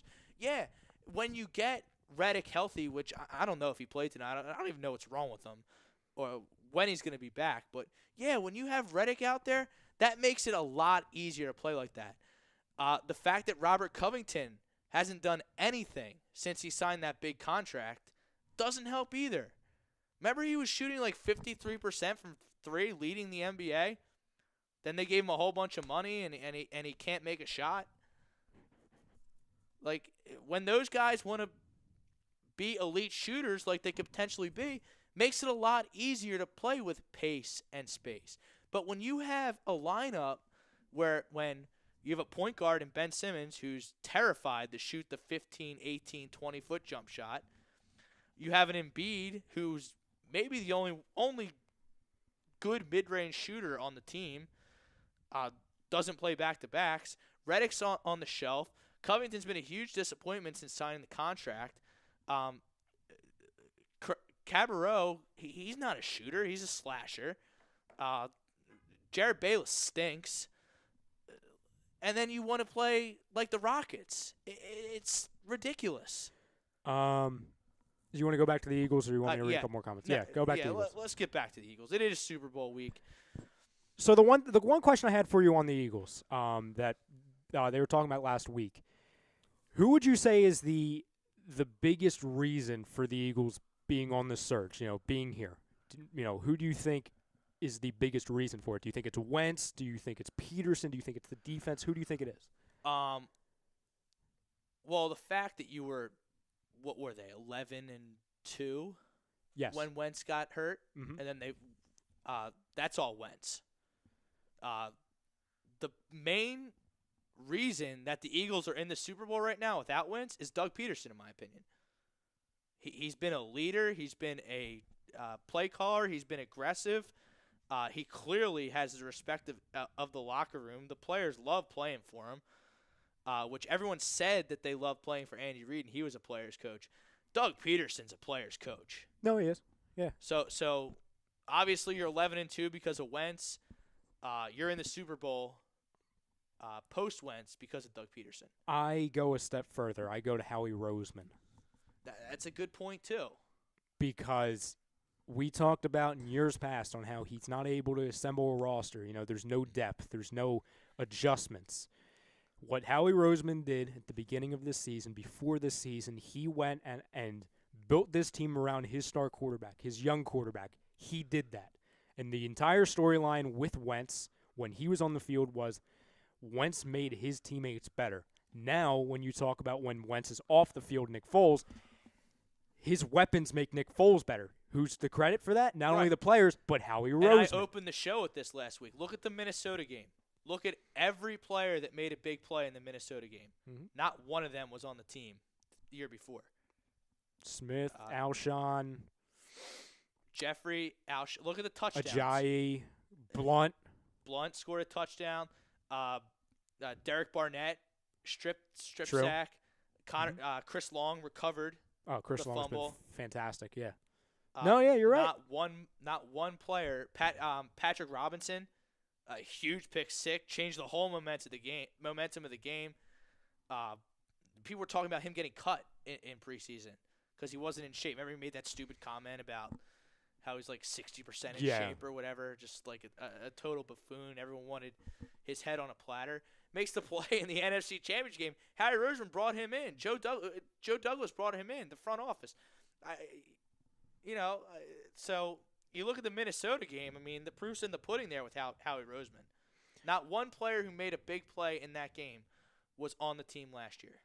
So it just comes down to, and then with the depth that they've had, obviously, if you just say at the beginning of the year, you're going to lose your best offensive lineman. You're going to be like, oh God, left tackle especially, oh God, oh God, like that's it. And, I'm not saying Vaitai is, the greatest by any means, but he's been effective, especially since Peters has been out. So, that's been huge. Oh, he's been great because you were able to keep Lane Johnson at his original spot, so you didn't have to alter two positions to fix one. He slides right into left tackle. He's not Jason Peters. He's not an all-pro. No. At least not yet. We'll see what happens with him down the line. But the addition of, obviously, Jernigan, I think a lot of people forget about that. That's obviously huge, especially with Fletcher Cox, the 1-2 punch there. The addition of Darby, I understand he hasn't been the best, but he's been better than what we've had. Guys like Patrick Robinson, Rasul Douglas when, Darby was out, and that's without Sidney Jones. So you talk about it, when it comes down to the draft, and other than freaking Donnell Pumphrey, I think he did a very, very good job. And obviously Corey Clement, an undrafted free agent. Which I don't know how he was an undrafted free agent. He led the Big Ten in rushing. I think he got hurt. I think that was the reason. I believe there was an injury reason. But, hey, to be able to pick up a guy and have the stones to do it and then be smart enough to keep him on the team, and you see what he's doing now. I'm not saying he's the perfect replacement for Sproles, but he's been very effective, especially. To have the wherewithal, and I understand Kenyon Barner's not been great, but to go out and get him when you're very desperate when it comes down to returning punts and kicks, all together, Howie Roseman has been criticized for so long, and it's been justified because we've been saying he's not a football guy. He can't complete rosters. Well, this is a pretty freaking complete roster. And without him, without the moves he made, hell, I don't know where we'd be. We'd certainly not be here. And that's nothing to take away from Peterson because I've said every week, he puts his players in the best position to succeed. Takes nothing away from Schwartz. He has his tendencies that get annoying at times, but, the defense is the way it is, and that, he's a big part of that. Wentz, obviously, he was the MVP every time he played. Foles, yeah, he's been effective for the most part since he's been out. Howie Roseman is the puppet master when it's all said and done, and it's because of him. I agree. Deion Brown, the biggest thing for me is the locker room. They all appear to play for each other, and the head coach, Howie comes in the 1A for a master job assembling and acquiring the roster. Yeah, I mean, totally agree. Donato D. Rebel Colatano. Paying the refs is the only way the Eagles win. I mean, okay. You're going to get a lot of refs comments. Okay. I mean, in your Donato, in your heart of hearts, I know you don't believe that, and you're just trying to get me and Brodo riled up. It's not going to work. That's not the only way the Eagles win. The Eagles are a top-to-bottom better football team than the New England Patriots. Period. End of story. One stat for you Patriots lovers out there. In Tom Brady's career, my cousin just reminded me of this stat. Teams that they're playing again, like, they played the Steelers this year. If they played the Steelers again, Tom Brady, Bill Belichick, 12-9 record against teams that they're playing for the first time of that season in the postseason.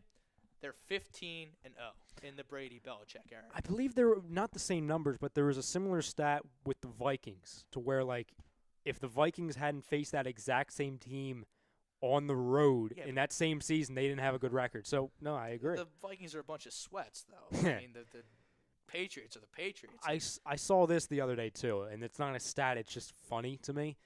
So it says things that didn't exist when the Eagles and Patriots played in the 2005 Super Bowl.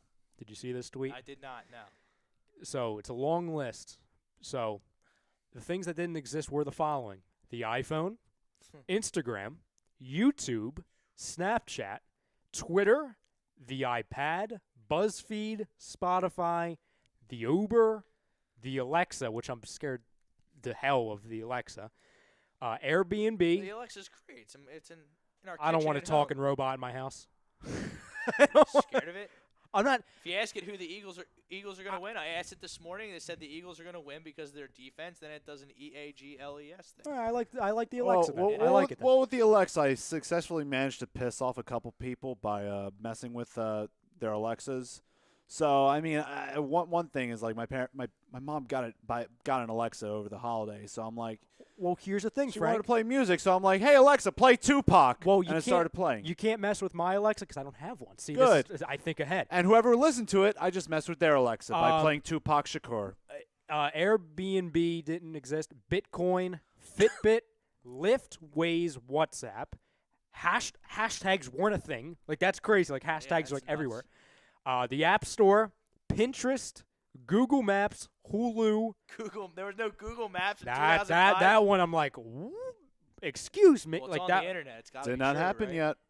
Hulu, Kindle, Siri, Dropbox, and Angry Birds didn't exist. So it was a long time ago. A lot's changed. Completely different world, huh? And that's why, like, for example, like a couple people I saw on my Facebook were like, "Oh, I don't remember back in 2005, so much hate for the Eagles fans and for Philly." It's like because you didn't see it. Because are you going to read about it on Facebook? No, that wasn't a thing. Right. Are you going to tweet about it? How much Philly's trash? No, you couldn't tweet. They didn't have freaking YouTube. You're going to YouTube about it? No. Yeah. You can't ask the Siri. You can't ask the Alexa because it wasn't a thing. There's much less fake news in 2005. Yes, that's right. So it's just amazing, to look back on like how it's like a different world. You know what I mean? Like now I can't even imagine I was going to talk about this on Wednesday, but like where were you during this time in 2005? Like where were you? I was a freshman in high school. I watched the game at my buddy Pat's house. His birthday falls on Super Bowl weekend. Oh, nice. I couldn't watch the game with my dad because he was in Jacksonville. He had tickets. Oh, wow. So I watched there, and we just watched Andy Reid bleed the clock away and McNabb throw up, and it was pretty gut wrenching. Yeah, I have to say. It was extremely disappointing. I thought they were gonna win. I did cover though with the book. Did you? Even back as a freshman in high school. Good for you. Getting 7. Getting off to an early start. Yeah. I like it. So first name, last name says, man, that's a long list. He says, I was 5 years old last time they went to the Super Bowl. This one's more meaningful to me. Of course, man, because we're more invested, obviously. So I was 8 years old. I remember the elementary school I was at. Every week, and this is a great school, I'll tell you this. Every single day of the week, we had a pep rally for the Eagles, which was like an hour and a half long, which was fantastic. I remember the news came to our school, a bunch of stuff. So I remember I got all the jerseys. I got like the customized Super Bowl jersey, the NFC Championship, all the hats. And obviously, it didn't go that great. It's the first sporting event I think I remember crying. You know what I mean? Like, Yeah, they played the Vikings in the divisional round. I was at both the games that year. oh, were you? Yeah. That's crazy. I'm at a lot of the games. My dad has season tickets. I was at the Vikings game. I was in Vegas for the Falcons game. But yeah, all those gut wrenching losses in the Andy Reid era, I was sitting there, section 220, seat 7. What about you, Mr. Vespi? Where were you? What was your deal? All right, so let's see. This was back in 05, so I was 12 at the time. So I was finishing up. I was in the middle of 7th grade, and I could vividly. And it was one of the few events that I actually cried, because I remember the Eagles lost to Carolina the year before. Like, I was so excited. I'm like, all right, McNabb and Owens going to take this team to a Super Bowl win.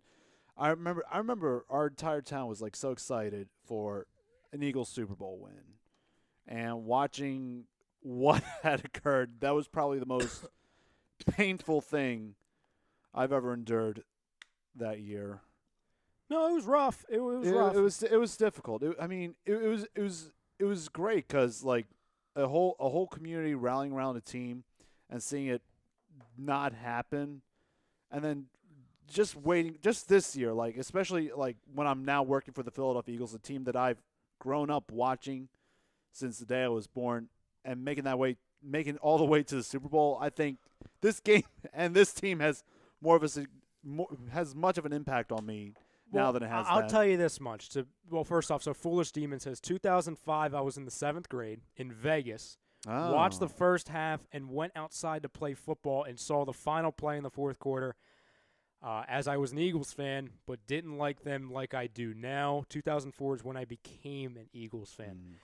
So I'll just take it back to 3 years ago. So this Wednesday will be 3 years since the first fixed show. The first show I've done. Your first show. And I remember back then, our first show, we were previewing Seahawks Patriots. Yep. And I remember saying on that show, I said, someday I'll be sitting in this studio previewing an Eagles Super Bowl. And it's crazy to think, and I don't want to say only because these 3 years have felt like a lifetime, just because every year you're not in the Super Bowl feels like an eternity. It's pretty cool to be sitting here now and waited that 3 years and waited since 2005. Especially what's happened with this franchise. Reid left. It was a train wreck when he left. And then Chip comes in and gives you a glimmer of hope. Then he false hope, and then he guts the team because he just had to prove that he was smarter than everyone else. Then he's out. And then Doug comes in. Nobody liked the hire. Nobody really wanted to give him a chance. I remember doing a show with Brad after the Chiefs game. We weren't here yet. We were at a different station. People were calling for his head for throwing the ball 81% of the time versus running the ball 19% of the time. And you know what he does the week later? What does he do the week later? What was that? The Chargers game? Giants. He runs the ball. Giants game. He ran the ball. Runs And the ball. Jake Elliott kicks the game. And then I feel like we're just off to the races. Mm-hmm. What was the point in this season where you thought that this is the thing? this is it? Panthers. Yeah. Panthers? Yep. I knew something different because everyone – Because that ref was cheating us and we won anyway? Well, yes, that – and no one gave us a shot to win that game. I mean, you remember watching the pre-games. We all saw Panthers logos. No one gave us a chance in hell. And I didn't pick them to win that game. No, I thought they were going to lose that. And that's fine because the Panthers, even now, they were a solid team this year, a very good team in that instance. We were 1-2 with them. They were 2, we were 1 in the NFC. So obviously, it's not like we were playing the Browns or something. But once we found a way to win that game, after that slow start, after the fumble recovery from the Panthers, obviously in the very beginning, obviously the refs being hideous, They find a way to win that one. Something hit me, and I remember Tom called me like 3 seconds after the game, and that's when he did that. I don't know if you remember this. He did the video where he ran outside here down the street, and he said, "I'll see you on Broad." Like, it was literally, he was in the dark, and I forgot it was after and that he was game. barefoot, and he was running. Jeez. And just the conversation I had with Tom, and then watching that game, and then just the stuff that followed. I'm trying to think when we started here as the Sports Hounds. I can tell you in 2 seconds. Probably the end of November. I think it was like around Thanksgiving. It was because Tom went on vacation. It was right after the World Series. Yeah. Week 10. It was week 10. 10. Whoever Okay. played week 10. It was the bye I week. didn't even know who you guys I think were. it was the bye week that year. Yeah, it was the bye week. Yeah, because the next week was Eagles dominate Dallas Cowboys. Yeah. So it was the week leading up to Dallas. Dallas week. So that Wow. entire the turning point for me was that Panthers game, and people can say like, oh, well, that was only week 6. You know, that you can't get a big grasp of that, or whatever week it was. It was still early in the season. But to me, showing the way they were able to win that game and just further on, that was really where I'm like, okay, we have something here.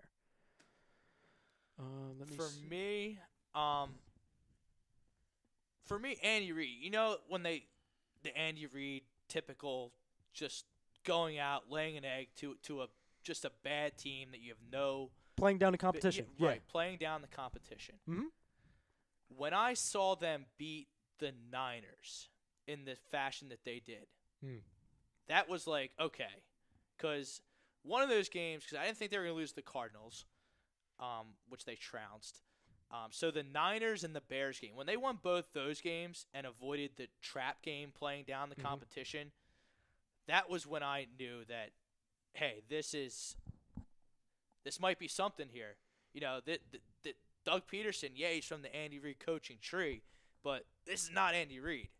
This is different. And they weren't just, I mean, you look at the Broncos, the Bears, they didn't just beat those teams, the Cardinals. No. They didn't just squeak by. Oh, man, they almost lost this game. Thank God they won, or else everyone would be freaking out. They demolished those teams. They put up 51 on what was were they the top defense when the Eagles played them, the Broncos? So they said, yeah. And honestly, we took our foot off the gas. That was the one game where we actually took our foot off the gas, like, not too early because the game was over, but like the only reason why they put up like 22 points in the end because we took out our backups. We took out our starters like at the beginning of the fourth.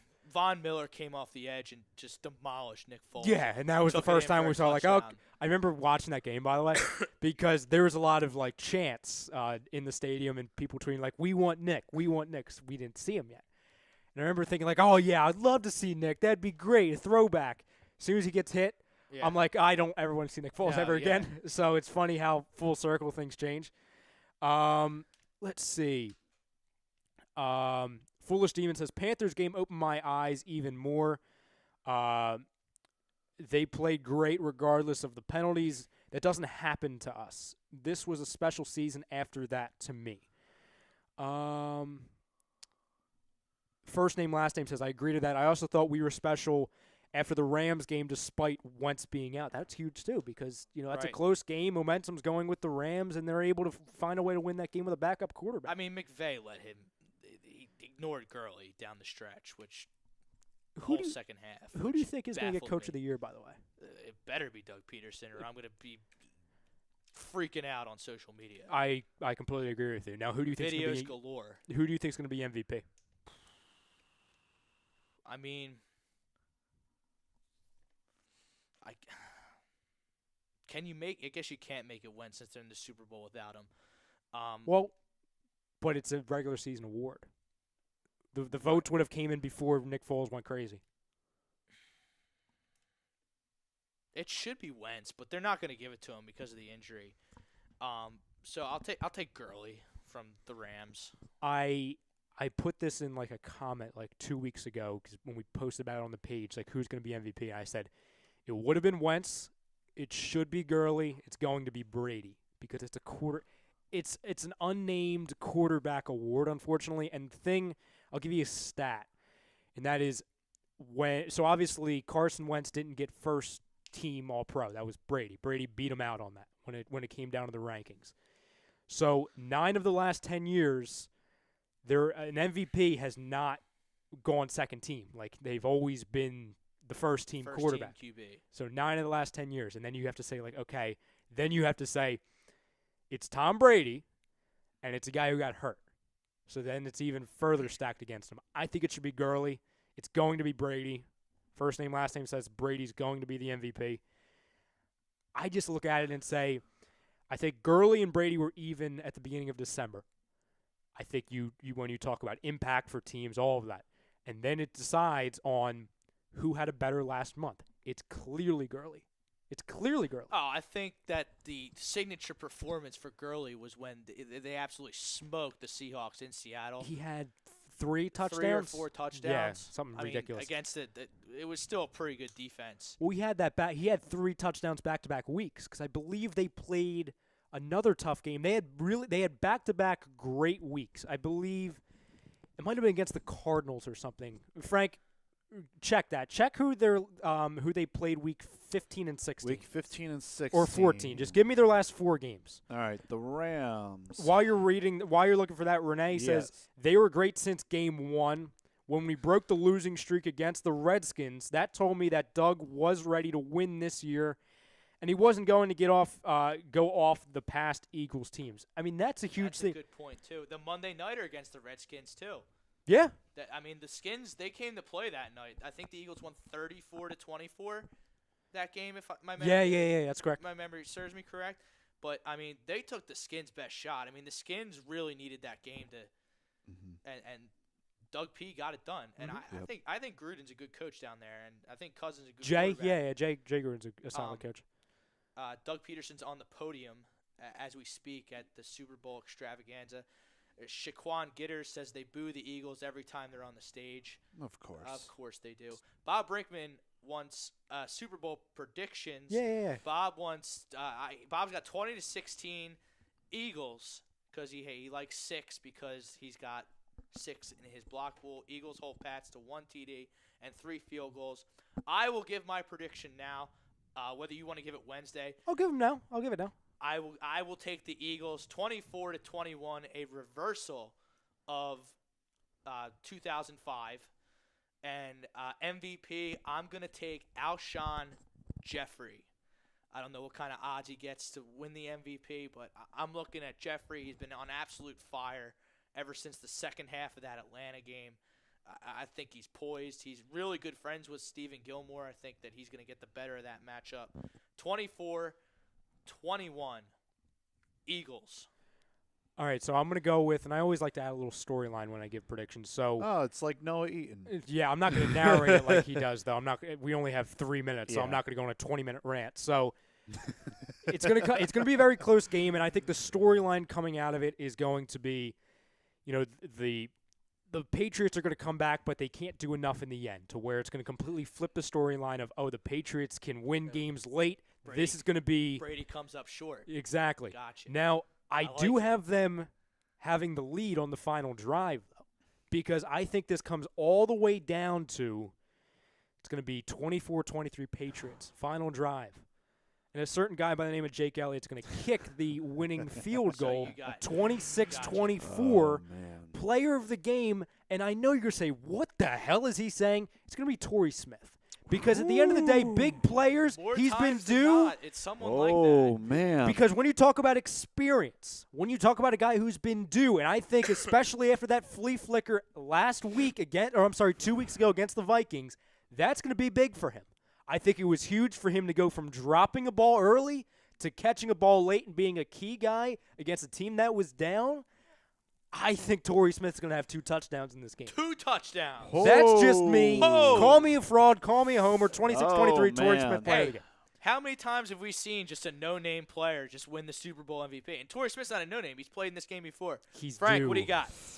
I want to save it. I want to save it to You're Wednesday. You're going to save it? I'm Wednesday?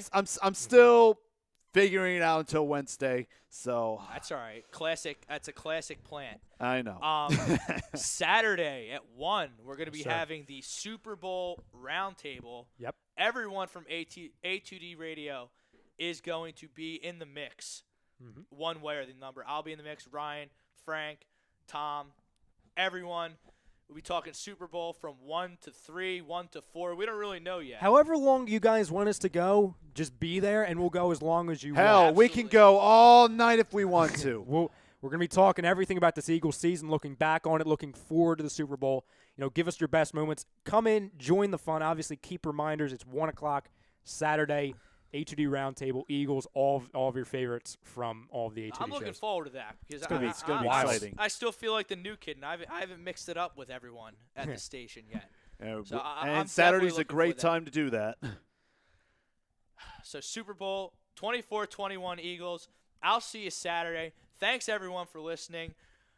We'll see you next week, Monday, 8 to 10. It's going to be a party up in here because the Eagles are winning. E-A-G-L-E-S, Eagles!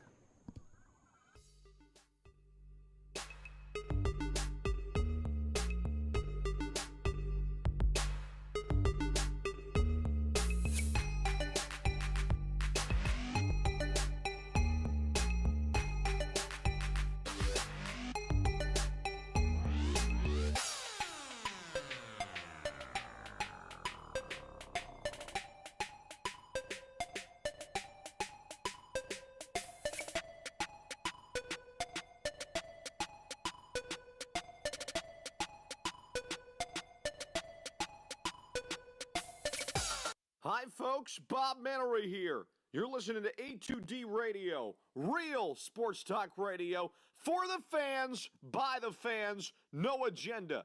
These guys are the best in the business. Hashtag it. No notes.